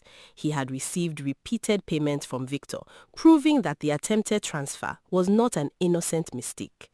The evidence was becoming stronger, but Pastor Nathaniel advised them to address the spiritual hold over Obina and Ebuka before any open confrontation. Even with all this proof, Ebuka may refuse to believe it while his judgment remains clouded, he explained. Obina may also defend her out of fear and confusion. We need a gathering where the family can pray together without making Rosaline suspicious. He suggested a Thanksgiving service in the village. The official reason would be to thank God for the safe birth of Ebuka and Ifunaya's second child, dedicate the new duplex, and pray for peace in the family. Rosaline had always presented herself as deeply religious, so she would find it difficult to object. The siblings agreed. Ebuka also welcomed the idea when Ifunaya mentioned it. It is good, he said. Mama Rosaline has been asking when we will dedicate the house properly. Ifunaya forced herself to remain calm. Then let us invite Pastor Nathaniel and some family elders. On the appointed day, the family compound became busy from early morning. Chairs were arranged under a large canopy. Food was prepared in the cooking area. Children ran around happily, while adults greeted one another. Obina wore clean traditional clothes and sat quietly near the bungalow. Ebuka arrived with Ifunaya and their children. Chukwudi, Amara, and Somadina came with their families. Several respected relatives and village elders also attended. Rosaline moved from one group to another with a broad smile, acting like the proud mother of the family. She wore an expensive outfit purchased with Ebuka's money and gave orders to workers as though the entire event belonged to her. Place those drinks inside the duplex. Do not serve the food until I approve it. Whenever visitors praised the beautiful house, she smiled and said, "My son built it for the family. I even have my own room inside." Ifunaya heard her but remained silent. Pastor Nathaniel arrived with a few trusted church leaders. He greeted everyone warmly and explained that the gathering would begin with thanksgiving before they moved through the houses in prayer. Rosaline stood close to Ebuka, smiling confidently. At first, the prayers were calm. They thanked God for the children, for the family's progress, for Obina's life, and for the safe delivery of the baby. Then, Pastor Nathaniel asked everyone to pray for truth, unity, and freedom from anything that was causing confusion in the family. As the prayers became more serious, Obina began to feel uncomfortable. He shifted repeatedly in his chair and rubbed his forehead. Sweat appeared on his face, even though the weather was not hot. Chukwudi noticed and moved closer. "Papa, are you all right?" he whispered. Obina tried to answer, but tears suddenly filled his eyes. He covered his face with both hands and began to cry. The prayers stopped as everyone turned toward him. "Papa, what is wrong?" Amara asked, kneeling beside him. Obina struggled to speak. "I am tired," he finally said. "I have been tired for a long time." Rosaline stepped forward quickly. "He needs to rest. This prayer is too much for him." Pastor Nathaniel raised his hand calmly. "Let him speak." Obina looked at his children and years of hidden pain poured out. "I married because I was lonely," he said through tears. "I did not marry to have more children. I only wanted someone to sit with me, eat with me, attend church with me, and remain beside me in old age. But I am alone again." Rosaline's face tightened. "My husband, this is not the place. Please, allow me," Obina said, surprising everyone with the firmness in his voice. He continued crying. Rosaline no longer lives with me. She stays in Ebuka's duplex. Some nights I eat alone. Some mornings I wake up and nobody is there. I have wanted to ask her why, but whenever I prepare to speak, my mind becomes confused. I forget my words. My strength leaves me. I know something is wrong, but I cannot challenge her. The children listened with broken hearts. Ebuka stared at his father as though he were seeing the truth for the first time. Pastor Nathaniel resumed the prayers gently. As the family prayed, Ebuka began to remember different moments from the past. He remembered the Funaya asking reasonable questions and his sudden anger. He remembered sending large sums to Rosaline without checking what she did with them. He remembered giving her expensive gifts while treating Mrs. Ebere unfairly. He remembered refusing to help restart his wife's real business only days after giving Rosaline 300,000 naira. His chest became heavy. He turned toward Ifunaya, who stood a short distance away with tears in her eyes. "What have I done?" he whispered. Ifunaya did not answer because the pain in her heart was too deep. With Obina's permission, Pastor Nathaniel asked the family to enter the bungalow and pray in every room. Rosaline immediately objected. "Why must everyone enter our private rooms? We have already prayed outside." Chukudi looked directly at her. "Papa has agreed." Rosaline turned to Obina expecting him to stop them, but he remained beside Pastor Nathaniel. They entered the bungalow. During the prayer, one of the church leaders noticed a strange bundle hidden behind an old cabinet in the bedroom. Another small object was found beneath Obina's side of the bed. Rosaline rushed forward. "Those things do not belong to me," she said, before anyone accused her. Pastor Nathaniel looked at her calmly. "Nobody has asked who owns them." Her face changed. After the objects were removed, the family continued into the duplex. Rosaline became more nervous. She tried to block the entrance to her room. "There is no reason to enter there," she insisted. "That room is private." Ebuka stared at her. "This is my house," he said slowly. "Open the door." For the first time, Rosaline heard something different in his voice. The blind loyalty she had depended on was weakening. She opened the door reluctantly. Inside the room, hidden objects were discovered among her clothes, beneath a mattress, and inside a locked box. Within the fictional world of the story, Pastor Nathaniel explained that the objects were connected to attempts to control Obina's courage and Ebuka's judgment. Rosaline denied everything, claiming someone had planted them to disgrace her. Pastor Nathaniel did not argue with her. He simply instructed the family to continue praying while the objects were removed and kept safely as evidence. As the prayers continued, Obina felt as though a heavy load had left his head. His thoughts became clearer. Ebuka also began questioning memories that never made sense. When the gathering ended, Rosaline tried to behave normally, but she watched everyone carefully. She could feel that something had changed. Ebuka did not sit beside her. Obina did not avoid her eyes. Chukudi, Amara, and Somadina remained close to their father. Rosaline became afraid, but she did not yet know how much evidence they had gathered. Later that evening, after most visitors had left, Ebuka called Somadina privately. "I want to see every record of money I have given Rosaline," he said. Somadina studied his brother's face. "Are you sure?" "Everything," Ebuka replied. "Do not hide any amount from me." Somadina brought the files the next day. Ebuka sat in his study and examined page after page. His hands began trembling as he saw the total. "I sent all this?" he asked. "Yes," Somadina answered. Some amounts went directly to her, others went to accounts connected to a man named Victor. "Who is Victor?" Ebuka asked. Somadina looked at Ifunaya, who was also present. "We believe he is Rosaline's secret partner. Amara has evidence." Amara played the restaurant recording. Ebuka listened as Rosaline mocked his father, described controlling him, insulted Ifunaya, and discussed taking a city property before escaping with Victor. By the time the recording ended, tears were running down Ebuka's face. He could not look at his wife. "Ifunaya," he whispered, "you tried to warn me." She remained silent. "I called you jealous," he continued.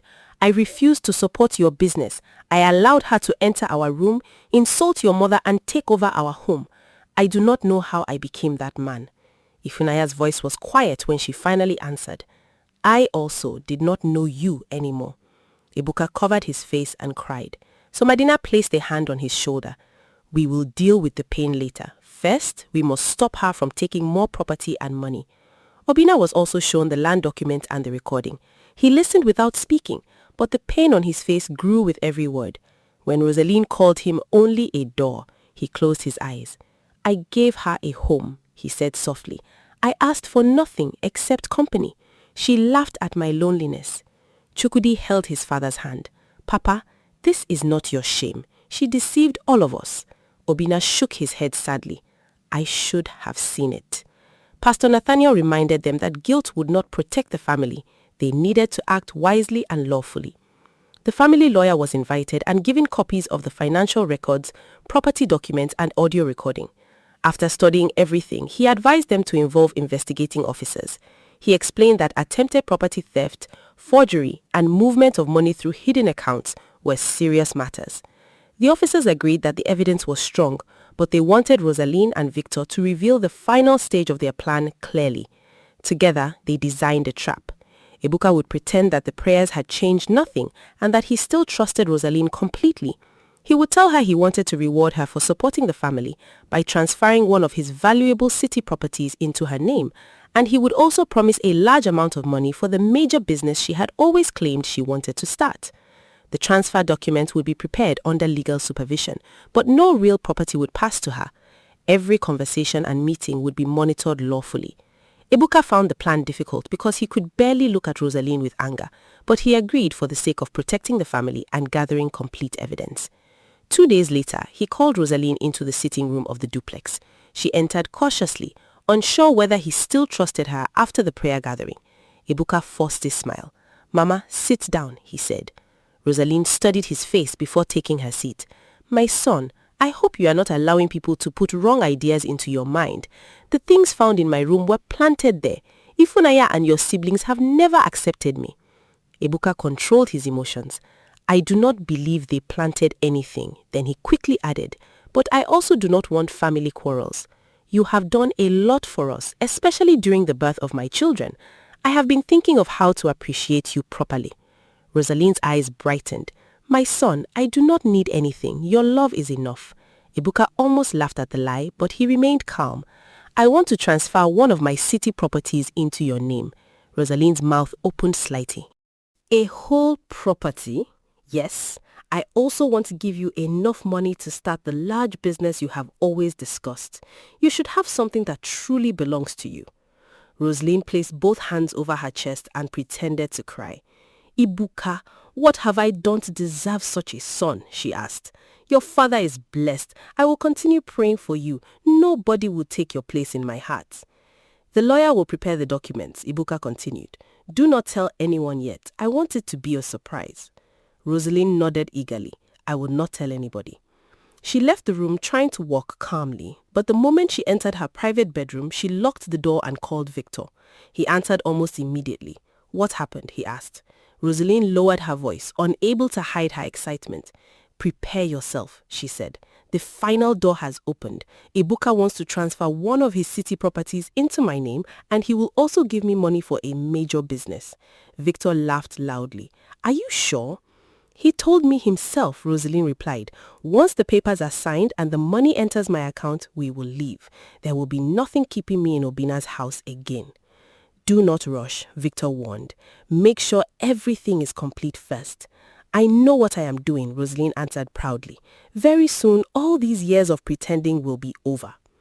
She ended the call and stood before the mirror, smiling at her reflection as she imagined the wealthy new life waiting for her. She did not know that the room had been placed under lawful monitoring, that every word she had spoken was already being recorded, and that the property she believed would secure her future was only bait. For years, Rosaline had hidden behind the name of mother, while using Obina's loneliness, Ebuka's generosity, and the family's trust to build a secret life with Victor. Now, believing she had finally won, she was walking willingly into the trap that would expose everything she had done and bring her carefully protected plan to an end. Rosaline spent the next few days moving around the family compound with a confidence she had never shown before, because she believed her long struggle was finally about to end in victory. Each morning, she stood before the mirror inside the large bedroom she had claimed in Ebuka's duplex, admired the expensive clothes and jewelry he had bought for her, and imagined the new life she would soon begin with Victor. She no longer saw herself as Obina's wife. In her mind, the marriage had already ended because she believed that once Ibuka transferred the city property into her name and gave her the promised business money, there would be no reason to remain with an elderly man she had never loved. Whenever Obina passed her in the compound, she greeted him with a false smile and continued walking without trying to sit with him or ask how he was feeling. Obina watched her quietly, but he no longer felt the strange fear that had prevented him from speaking. The prayers, the evidence, and the truth his children had shown him had opened his eyes completely. Although he wanted to confront her immediately, the lawyer and the investigating officers had warned him to remain patient until the operation was completed. It was difficult for Obina to continue pretending because every time he looked at Rosaline, he remembered the recording in which she had laughed at his loneliness and called him only a door into Ibuka's wealth. He remembered the honest conversation they had before the marriage when he told her clearly that he did not want more children and desired only peace and companionship. He had opened his home, his heart, and the respect of his entire family to her, yet she treated his love like foolishness. At night, Obina sometimes sat alone in the bungalow and wiped tears from his face. "Neka," he whispered before the framed photograph of his late wife. "I tried to find someone who would share this lonely house with me. I did not know I was bringing danger into the family we built together. Please forgive me." His children visited him often during those days because they understood that he was carrying deep emotional pain. Chukudi encouraged him to remain strong. Amara prepared meals and stayed with him in the evenings, while Somadina continued working closely with the lawyer and the investigating officers. Ibuka also visited his father, but each time they sat together, both men struggled to speak because they were ashamed of how much power Rosaline had gained over them. One evening, Ibuka sat beside Obina on outside the bungalow and lowered his head. "Papa, I am sorry," he said. "You warned us that you wanted only companionship. Instead of protecting your peace, I allowed her to use my money to separate you from the family." Obina looked at his son sadly. "You were also deceived," he replied, "but we must learn from this.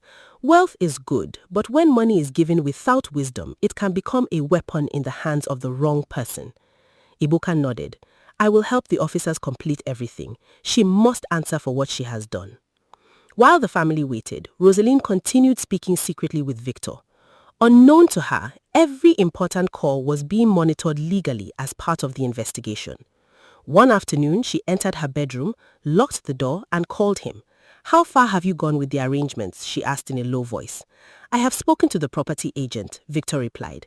"He says he can prepare extra documents to make sure the city property remains safe, even if the family later tries to challenge the transfer." Rosaline smiled. "Good. Ibuka trusts me completely. He said the lawyer will bring the documents." "Do not celebrate yet," Victor warned. "Make sure the property is legally in your name and the money is in the account before you leave that house." "I know," Rosaline answered impatiently.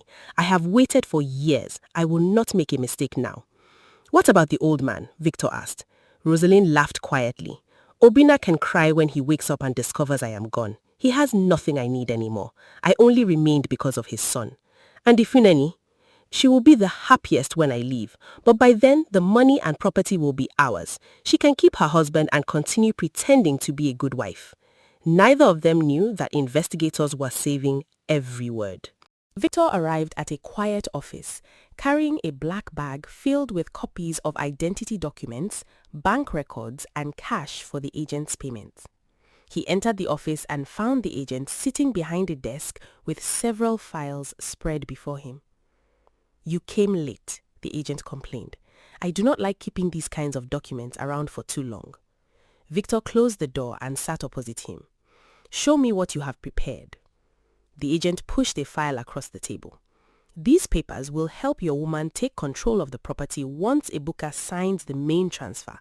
I also prepared an agreement showing that she paid for part of the building herself. That way, if the family later claims she received it through deception, she can argue that it was a business arrangement." Victor looked through the papers and smiled. "You are good." "I am not doing charity," the agent replied. "Where is my money?" Victor opened the black bag and placed bundles of cash on the table. The agent began counting, unaware that investigating officers had followed Victor to the location. Before he could finish, the door opened suddenly and several officers entered. "Nobody should move," one officer ordered. Victor jumped from his chair and looked toward the window, but another officer blocked his path. The property agent tried to hide some papers beneath the table, but an officer immediately stopped him. "Put your hands where we can see them," the officer said firmly. The room was searched carefully. The officers recovered forged land documents, false identity papers, secret property agreements, bank transfer records, cash, and copies of documents connected to Obina's family land and Ebuka's city property. Victor's telephone was also seized. When the officers examined the messages and calls, they found direct communication between him and Rosaline concerning the plan to collect money and escape. Victor and the agent were taken into custody for questioning. At first, Victor denied everything. He claimed Rosaline was only a family friend and insisted the documents were meant for a legal business transaction. The investigating officer placed several files before him. "We have the bank transfers from Rosaline to your accounts. We have records of the properties both of you bought in another state. We have the forged documents, recorded conversations, messages, and surveillance evidence. We also know that Rosaline married Obina while maintaining a relationship with you. You can continue lying, but the evidence will not disappear." Victor looked from the files to the officers and realized that Rosaline's confidence had led both of them into a trap. He asked for water and remained silent for several minutes. Sweat covered his face. The officer leaned forward. "This is your opportunity to tell the truth. If you cooperate, that cooperation will be recorded. If you continue lying, every document will still speak against you." Victor lowered his head. His loyalty to Rosaline disappeared the moment he understood that he might face serious punishment. "I will tell you everything," he finally said. The officers began recording his statement. Victor confessed that he had been in a secret relationship with Rosaline long before she met Obina. He explained that Rosaline was older than him but had supported him financially for years because she believed he would eventually marry her. Victor admitted that he never had a stable job and depended on dishonest dealings, small scams, and money from women. According to him, Rosaline first heard about Obina through people who knew that the widower had a very wealthy son. When she discovered that Obina wanted to remarry only because he was lonely, she discussed the opportunity with Victor. She told him the man did not want children, Victor explained. She said that made it easier because she would not have to remain with him for long. Her plan was to become his wife, enter the family, and get close to the rich son. "Did she love Obina?" an officer asked. Victor shook his head immediately. "No. She laughed about his age and his loneliness. She only saw him as a way to reach Ebuka." Victor continued, describing how Rosaline presented herself as humble, prayerful, and mature so Obina's children would trust her. He admitted that Ebuka's generosity during the marriage ceremony convinced them that their plan would succeed. "When she saw the clothes, jewelry, furniture, and money he provided, she called me that night and said we had entered a gold mine," Victor confessed. After that, she began asking him for money in small amounts so nobody would suspect her. When he continued paying, the requests became bigger. He explained how she sent part of every payment to him, sometimes directly and sometimes through accounts of small businesses or people he knew. Together, they used the money to buy houses and land in another state. They planned to live there after leaving the Ize family. Victor also admitted knowing about the spiritualist Rosaline consulted. He said she wanted Obina to remain silent and Ebuka to give her money without resistance. "I went with her once," Victor confessed. "She was afraid Obina would send her away if he discovered our relationship. She was also afraid Ifunanya would stop Ebuka from giving her money." The officers recorded every detail. Victor identified the dishonest property agent as the man who prepared the false documents for Obina's land. He also revealed that Rosaline planned to take one of Ebuka's valuable city properties and collect another large amount of cash before disappearing. "Once the documents were signed, we planned to leave quickly. She was going to tell Obina that she was traveling for a church program. From there, we would meet and go to the other state."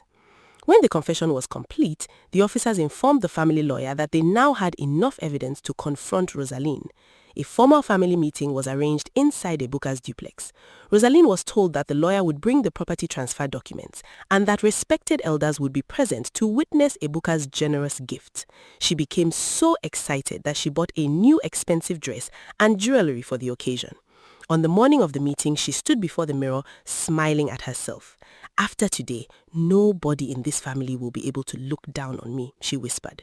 She imagined Ifunayen's shock when the city property entered her name.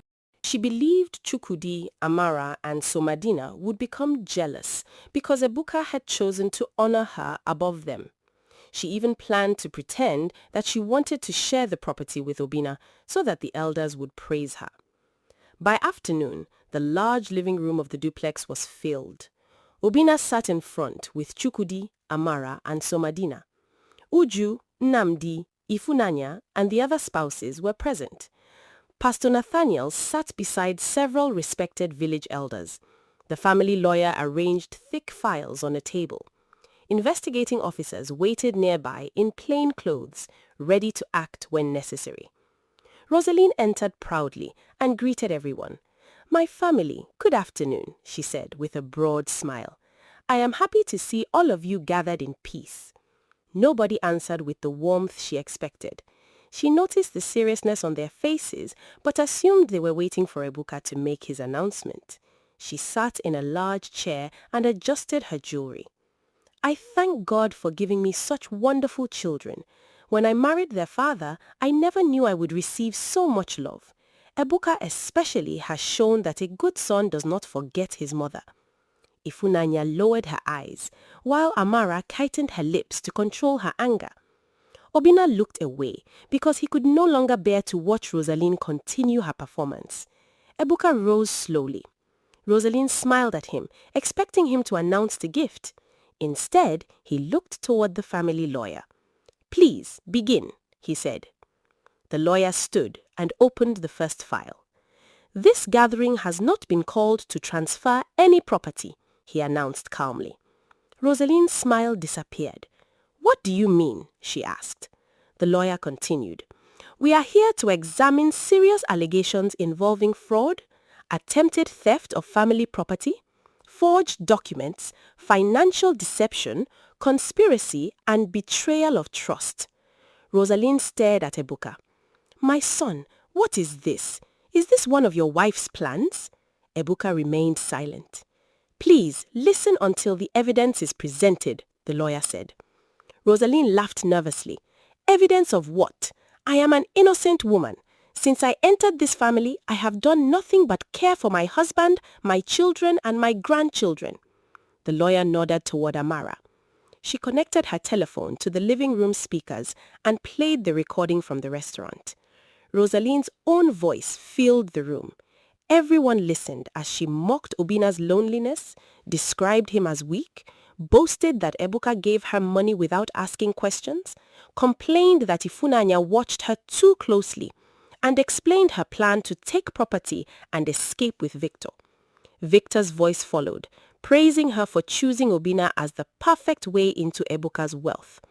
Rosaline sat completely still. The color seemed to leave her face. When the recording ended, the room remained silent. Obina lowered his head and wiped his tears. One of the elders shook his head in disappointment. Rosaline suddenly stood. "That recording is false," she shouted. "Amara edited it. She has never liked me. Those words were joined together to make me look guilty." Amara looked directly at her. "I followed you because you lied that you were attending a church program. I watched you meet Victor, embrace him, hold his hand, and discuss how you would steal from this family." "Victor is my relative," Rosaline replied quickly. "We were joking. You removed the parts that explained everything." The family lawyer remained calm. "You will have an opportunity to respond to every piece of evidence. Please sit down." Rosaline looked toward Ebuka, expecting him to defend her as he had done many times in the past. "Ebuka, will you allow them to insult your mother like this?" she asked. Ebuka's eyes were filled with anger and pain. "Sit down and listen," he said. The firmness in his voice frightened her. Rosaline slowly returned to her chair. Somadina opened another file and placed several bank statements on the table. These are records of the money Ebuka transferred to you. Some of the payments passed through company accounts, while others came from his personal funds. Every amount has been checked. He began reading the transactions. Money for a cassava farm. No land, workers, crops, or harvest records were found. Money for a poultry business. No birds, cages, feed, or business location existed. Money for medical treatment. No hospital receipts or reports were produced. Money for repairs to Papa's bungalow, even though the house had already been fully renovated. Money for a food processing company that was never registered. Money for a women's cooperative, a community water project, church support, burial expenses, land purchases, debt repayments, and other emergencies that could not be confirmed. With every item Somadina mentioned, Rosaline shifted uncomfortably. He then stated the total amount she had received. Several elders gasped in shock. Even Chukudi, who had already seen some of the records, felt angry hearing the complete amount announced publicly. Rosaline stood again. Ebuka gave me that money willingly, she argued. I did not hold a weapon against him. He is my son, and a son has the right to support his mother. You are not his biological mother, Amara said sharply. You married our father for companionship. Marriage made me part of the family, Rosaline replied. Whether I gave birth to him or not, Ebuka chose to honor me. Are all of you angry because he has more money than you? Chukudi leaned forward. This is not about jealousy. You collected money through lies. Prove that I lied, Rosaline challenged. The lawyer lifted another document. The farm does not exist. The businesses do not exist. The medical treatment cannot be confirmed. Some of the money entered accounts belonging to Victor. From those accounts, properties were purchased in another state. That is proof. Rosaline's lips trembled, but she quickly turned toward Ifunanya. This woman has planned everything, she shouted. She has hated me from the first day because she wants complete control over her husband's wealth. She has turned the children against me. She went to Pastor Nathaniel and filled his ears with lies. She cannot bear to see Ebuka respect another woman. Ifunanya remained seated. Her hands were joined tightly in her lap, but her voice was calm when she answered. I welcomed you when you entered this family. I did not oppose Papa's marriage. When you came to my home after I delivered my first child without invitation, I accepted you because I wanted peace. I allowed my own mother to delay her visit. You entered my bedroom without knocking, changed my instructions to the workers, criticized everything I did, and caused stress while I was still recovering. I remained silent. When my mother finally came and cared for me with love, you had already collected expensive gifts and money, yet she left with only one bag of rice and a few food items. I did not fight. Rosaline looked away, but Ifunanya continued. When you returned during the birth of my second child, I called my mother and begged her not to come because you had taken over again. You knew the pain you caused, yet you asked me why my mother was absent. I endured it. You moved into our duplex and abandoned the man you married. You collected money for businesses that never existed. When I asked my husband to support my real fashion business, he refused and accused me of not managing money properly. I still did not attack you publicly. I never objected to Ebuka supporting Papa's wife. I objected to lies, greed, manipulation, and the destruction of my marriage. Tears rolled down Ifunaya's face, but she did not raise her voice. You did not come into this family looking for love. You came looking for money. Ebuka closed his eyes because every word reminded him of how badly he had treated his wife. Rosaline tried to interrupt, but the lawyer asked her to remain silent. Chukudi then brought out the land documents. These papers were submitted to transfer part of our family land into your name, he explained. You told Papa they were meant to protect the land. Some signatures were forged and false witnesses were included. Rosaline shook her head quickly. The property agent made a mistake. I did not understand the documents. You paid the agent through Victor, Chukwudi replied. The payment records have been recovered. The investigating officer stepped forward and placed photographs, telephone messages, and property documents on the table. The picture showed Rosaline meeting Victor in different places. Other records proved that money from Ibuka had been used to purchase houses and land connected to Victor and people close to him. Rosaline's confidence continued to disappear. She looked around the room for anyone who might support her, but every face showed disappointment. Obinna had not spoken since the meeting began. He sat quietly, with tears in his eyes, listening as the woman he called his wife tried to escape responsibility. Rosaline finally turned toward him. My husband, you know me. Tell them I am not a thief. Tell them I cared for you. Obinna slowly raised his head. You will have your chance to speak after all the evidence has been presented. His calm firmness shocked her. The lawyer then announced, there is another witness. Rosaline frowned. Which witness? One of the officers placed a device on the table and played Victor's recorded confession. Victor appeared on the screen sitting inside an investigation room. His face looked tired and frightened. He stated his full name and admitted that he had been Rosaline's lover before her marriage to Obinna. He explained how they targeted the family after hearing about Ibuka's wealth. He described the fake farms, false businesses, hidden transfers, properties purchased in another state, forged land papers, and the plan to escape after Rosaline obtained Ibuka's city property. He even admitted that Rosaline had visited a spiritualist to weaken Obinna and influence Ibuka. As Victor spoke, Rosaline shook her head repeatedly. He is lying, she whispered. They forced him to say these things. The recording continued. Victor described private details that only he and Rosaline could have known. He mentioned the hotel restaurant where they met, the accounts used for transfers, the names placed on hidden properties, and the date they planned to leave. He even repeated Rosaline's statement that Obinna was only a door into the family's wealth. By the time the confession ended, Rosaline's body was trembling. She leaned back in her chair and stared at the floor. Pastor Nathaniel rose slowly. Rosaline, this family has presented financial evidence, property records, recorded conversations, messages, photographs, forged documents, and the confession of the man who worked with you. There were also objects found inside the bungalow and the duplex. In the fictional spiritual situation surrounding this family, those objects were connected to the strange fear, confusion, and lack of judgment experienced by Obinna and Ibuka. Prayer helped them regain clarity. But no charm forced you to become greedy. No spiritualist forced you to lie, betray your husband, humiliate Ifunanya, or plan to steal family property. Those were choices. Rosaline covered her face with both hands. For several minutes, nobody spoke. The elders waited, the officers watched, and the family remained silent. Rosaline's shoulders began shaking. She first cried quietly, then suddenly broke down loudly. Yes, she shouted. Yes, I did it.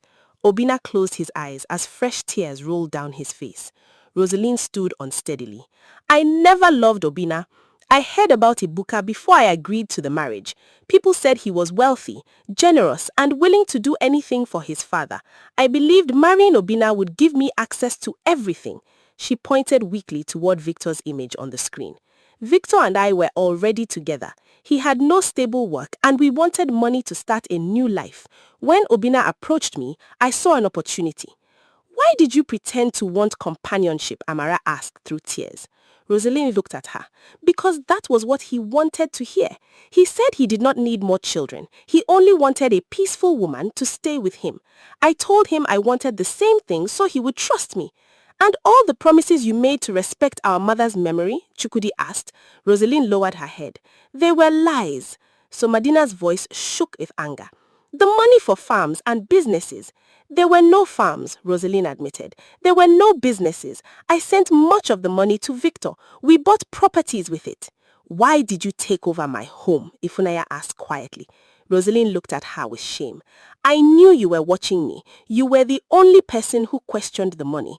I wanted Ibuka to believe you were jealous so he would stop listening to me. Ibuka stared at her. You destroyed the peace in my marriage because you wanted my money.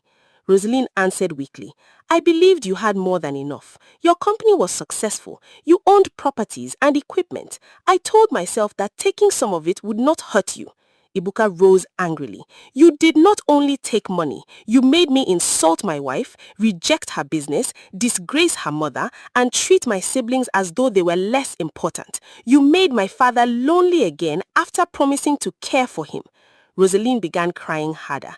I was greedy. I thought only about myself. Obinna finally stood. The room became silent as he faced her. His eyes were red and his hands trembled, but his voice was clear. Before I married you, I told you everything about my life. I told you about Nenka, the mother of my children. I told you how we suffered together and how she died before she could enjoy the fruit of our labor. I told you that I had 3 sons and 1 daughter and did not want more children because my family was complete. I did not deceive you. Rosalind lowered her face. I know. I never promised you to make you a rich woman, Obinna continued. I promised you a peaceful home, respect, care, and companionship. You said that was all you wanted. I believed you. My children welcomed you. Ebuka spent money to make the marriage beautiful. Ifunanya received you into her home. Nobody treated you like an outsider. He paused as emotion tightened his throat. Chukwudi moved closer, but Obinna raised his hand, showing that he wanted to finish. You used my loneliness against me, he said. You knew I was tired of eating alone, sleeping alone, and returning to an empty house. You entered my home and gave me hope, then abandoned me to live in my son's duplex. You watched me remain alone again and did not care.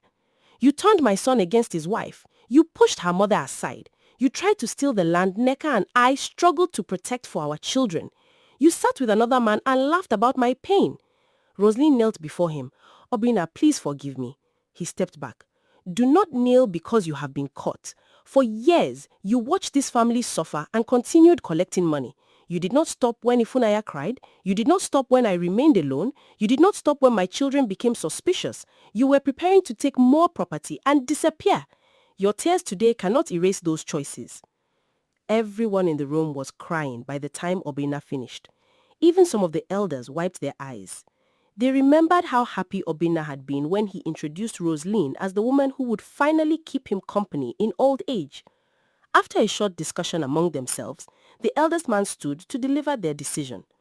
Rosalind, he said, you entered this marriage through lies. You betrayed your husband, deceived his children, attempted to take family land, and brought another man into a secret plan against the home that welcomed you. A marriage built upon such deception cannot continue. Before these witnesses, the union between you and Obinna is dissolved according to the family and customary process. You have no claim to Obinna's property, the family land, Ebuka's duplex, or any property belonging to the children. Rosalind cried loudly and begged the elders to reconsider, but none of them changed their decision. The family lawyer stood and explained that an inventory would be taken of the valuable items Rosalind obtained through deception. The expensive jewelry, appliances, and goods connected to the criminal investigation would remain in police custody until the court decided what should happen to them.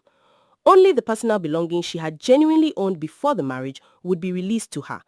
Rosalind looked toward the door and finally noticed the investigating officers waiting nearby. Fear covered her face. Please, she begged, do not arrest me. I have confessed. I will return everything. One officer stepped forward. Your confession does not remove the offenses under investigation. You will have the opportunity to explain yourself through the proper legal process. The officers formally arrested her for her suspected involvement in forgery, conspiracy, attempted property theft, obtaining money through deception, and other financial offenses. As they led her toward the door, she turned once more to Obinna. Please forgive me, she cried. Obinna remained silent. Rosalind was taken away, while Victor and the dishonest property agent also remained in custody to face prosecution for their roles. When the vehicles left the compound, a heavy silence settled over the family. Justice had begun, but nobody felt like celebrating. They had recovered the truth, yet the pain of betrayal remained. Obinna returned to his bungalow and sat before Neka's photograph. This time, all 4 children followed him. He looked at their faces and began crying. My children, I am sorry, he said. I brought that woman into this family. Amara knelt beside him. Papa, you did not know her plan. There were signs, Obinna replied. I wanted companionship so badly that I ignored things I should have questioned. Even before the spiritual influence became strong, I kept telling myself that her behavior would improve. I did not want to admit that I had made a mistake. Chukwudi held his father's shoulder. The shame belongs to the person who deceived us, not to you. Somadi nodded. But we have all learned that silence can make a problem grow. Each of us noticed something, yet we did not come together early enough.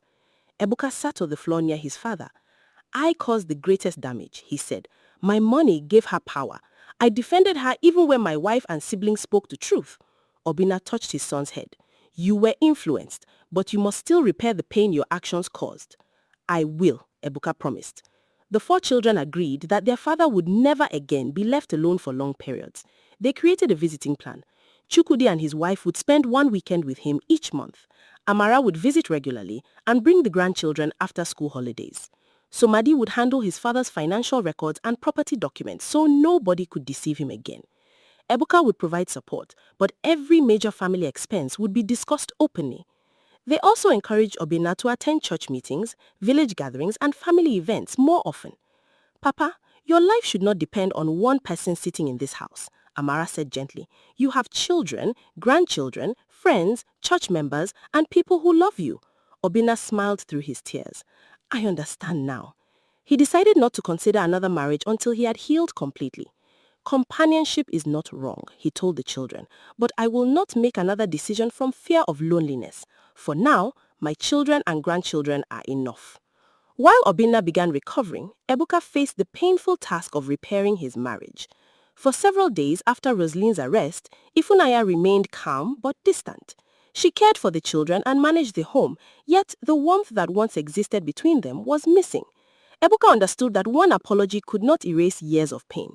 One evening, after the children had fallen asleep, he entered their bedroom and found Ifunanya arranging clothes. He closed the door gently, walked toward her, and knelt on the floor.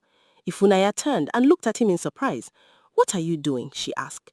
I am asking you to listen to me, he replied. His voice was already shaking.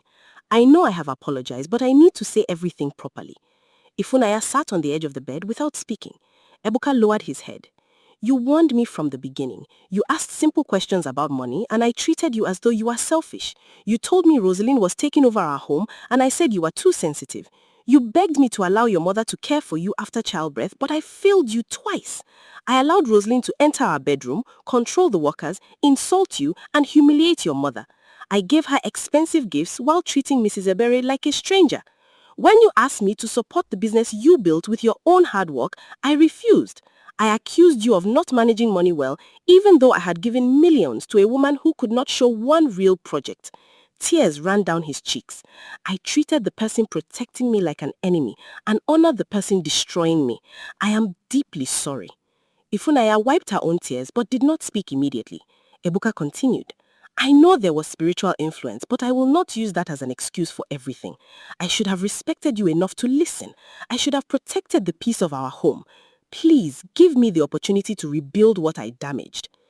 Ifunanya looked at him for a long time. Ebuka, I understand that your mind was affected, she said quietly. But understanding why something happened does not remove the pain. I cried alone while you defended her. I watched my mother suffer shame twice. I became afraid to speak in my own house because every conversation ended with you accusing me of jealousy. When you refused to support my business, something broke inside me. I began to wonder whether I still had a place in your life. Ebuka covered his face. You do. You are my wife, my partner, and the mother of my children. Words are not enough now, Ifunanya replied. I need time. Trust cannot return in one night. Ebuka agreed immediately. I will wait. I will not pressure you. She agreed that they could attend counseling and rebuild slowly, but she made it clear that change had to be seen in his daily actions. Ebuka accepted every condition. He gave Ifunanya complete access to their major financial records, began discussing decisions with her, and stopped making secret family payments. He invested in her fashion business, but he did not simply hand her money and walk away. He sat with her, studied the plan he had once ignored, helped repair the machines, supported the purchase of new materials, and encouraged her to employ more workers. Within a few months, the business began to grow again. Ifunanya noticed the changes but did not rush her healing. Ebuka remained patient, and little by little, warmth returned to their marriage. He also traveled personally to Mrs. Ebere's home. He did not send a driver or ask Ifunanya to apologize for him. He carried gifts, but more importantly, he carried a sincere heart. When Mrs. Ebere saw him at her door, she welcomed him respectfully. Ebuka knelt before her. "Mama, I came to ask for forgiveness," he said. "You cared for your daughter and grandchildren with love, but I treated you unfairly. During the first Omugwo, I allowed another woman to take your place. During the second, you prepared to come and were told to remain at home. I gave Rosaline more honor than she deserved and failed to appreciate you. Please forgive me." Mrs. Ebere's eyes filled with tears. She placed her hands on his shoulders. "Stand up, my son," she said. "I was hurt, but I never wanted your marriage to fail. I forgive you." Ebuka rose slowly. Mrs. Ebere looked at him seriously. A husband must protect the peace of his home. Helping relatives is good, but no outsider should become more important than the wife who stands beside you every day. Listen to your wife. Respect her wisdom. Do not allow guilt, pressure, or money to make you destroy your own family. "I will never forget that lesson," Ebuka promised. The entire experience also changed the relationship among the siblings. Chupudi, Ebuka, Amara, and Somadina began meeting regularly, not only when there was a problem, but also to discuss their father's welfare and family matters. They realized that wealth had made everyone look toward Ebuka whenever money was needed, while the gifts and knowledge of the others were sometimes ignored. Chukwudi's careful attention had protected the family land. Somadina's accounting skills had exposed the hidden transfers. Amara's courage had uncovered Rosaline's relationship with Victor. Ifunaya's patience and determination had begun the search for truth. Ruth's concern had led them to Pastor Nathaniel, whose wisdom prevented them from confronting Rosaline without evidence. Every person had played an important role. From then on, no one was treated as less valuable because of income or social position. The family agreed that all decisions concerning Obina's property, health, welfare, and major expenses would be discussed openly. Nobody would ever again be allowed to make him sign documents without a lawyer and at least 2 of his children present. Ebuka also promised that generosity would no longer mean giving blindly. "Helping people is good," he said during one family meeting, "but real help should not fear questions. Anyone asking for large amounts must explain the purpose." Several months passed and peace gradually returned. The criminal case against Rosaline, Victor, and the property agent continued through the proper legal process. The hidden properties and financial records remained under investigation while the family focused on healing instead of following every rumor. Obina became more active in church and village affairs. He attended meetings, visited old friends, and spent time with his grandchildren.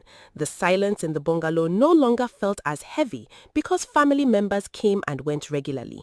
Sometimes Amara stayed for several days. Sometimes Chukwudi brought workers to repair something in the compound. Somadina often sat with his father to organize documents. Ebuka came with Ifunaya and the children, and although their marriage was still healing, the respect between them became visible again.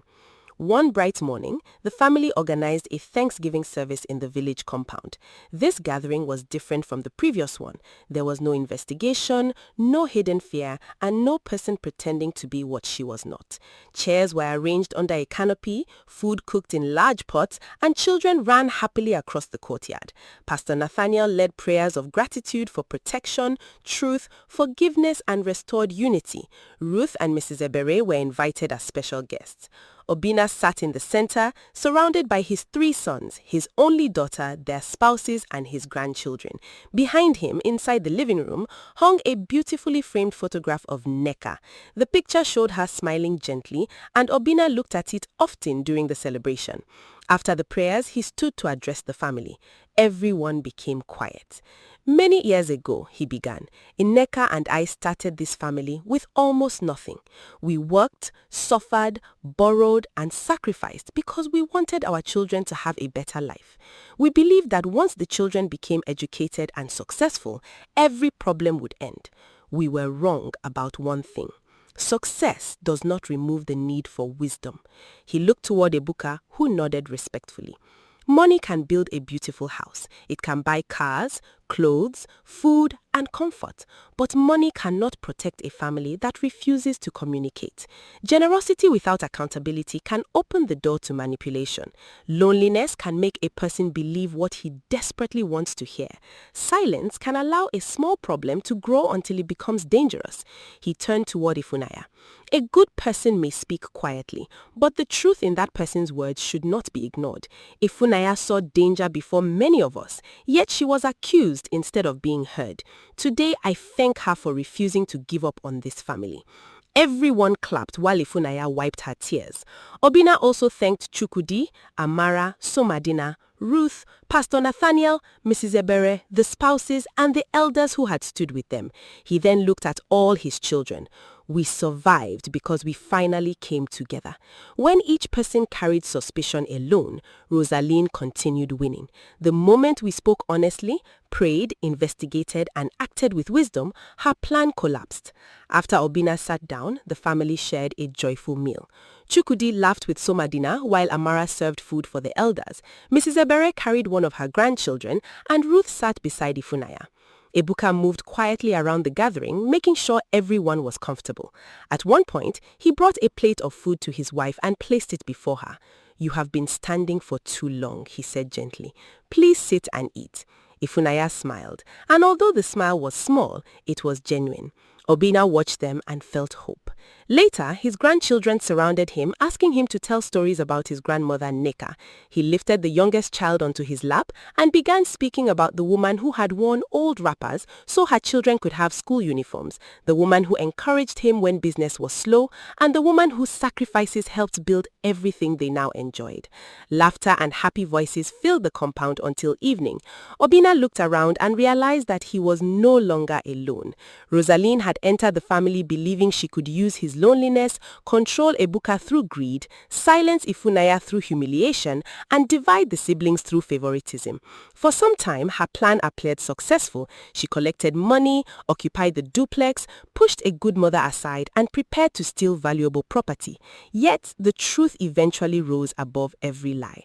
Her carefully built image as a loving mother collapsed because real motherhood was not a title a person gave herself. It was shown through love, sacrifice, honesty, protection, and concern for the peace of the family. Rosaline wanted the honor of being called mother without carrying the heart of one, and in the end, the same family she tried to divide became stronger through the pain she caused. As the sun began to setting over the compound, Obina sat surrounded by his children and grandchildren, with peace filling the home once again. He had learned that loneliness without a spouse did not mean he was without love, because family, friendship, faith, and honest companionship could fill life in many ways. Ebuka had learned that wealth required discipline and that a man must never silence his wife to please an outsider. Ifunanya had learned that patience did not mean accepting injustice forever and that seeking wise help could save a family. The siblings had learned that communication and unity were stronger than manipulation. The family ended the day in prayer, thanking God for exposing what was hidden and giving them another chance to live in peace. The lesson from their painful experience remained clear. Loneliness and uncontrolled generosity can make even a wise person vulnerable. But when a family communicates honestly, respects each other's voice, asks questions, seeks wise counsel, investigates carefully, and stands together in truth and love, every hidden plan will eventually be exposed, and no greedy person will succeed in destroying the peace, trust, and legacy built through years of sacrifice. The lesson in this story is that loneliness and uncontrolled generosity can make even a wise person vulnerable. But when a family communicates honestly, respects each other's voice, asks questions, seeks wise counsel, investigates carefully, and stands together in truth and love, every hidden plan will eventually be exposed, and no greedy person will succeed in destroying with peace, trust, and legacy built through years of sacrifice. Thanks for watching this amazing story on African Stories by V. If you liked it and felt inspired, please show your support by clicking the like button, sharing with your friends, and leaving a comment below. To see more interesting stories and learn about different cultures, subscribe to African Stories by V, and don't forget to ring the notification bell so you never miss a new story. Your support means a lot and helps us bring more stories to you. Until we meet again, stay connected, stay inspired, and keep smiling.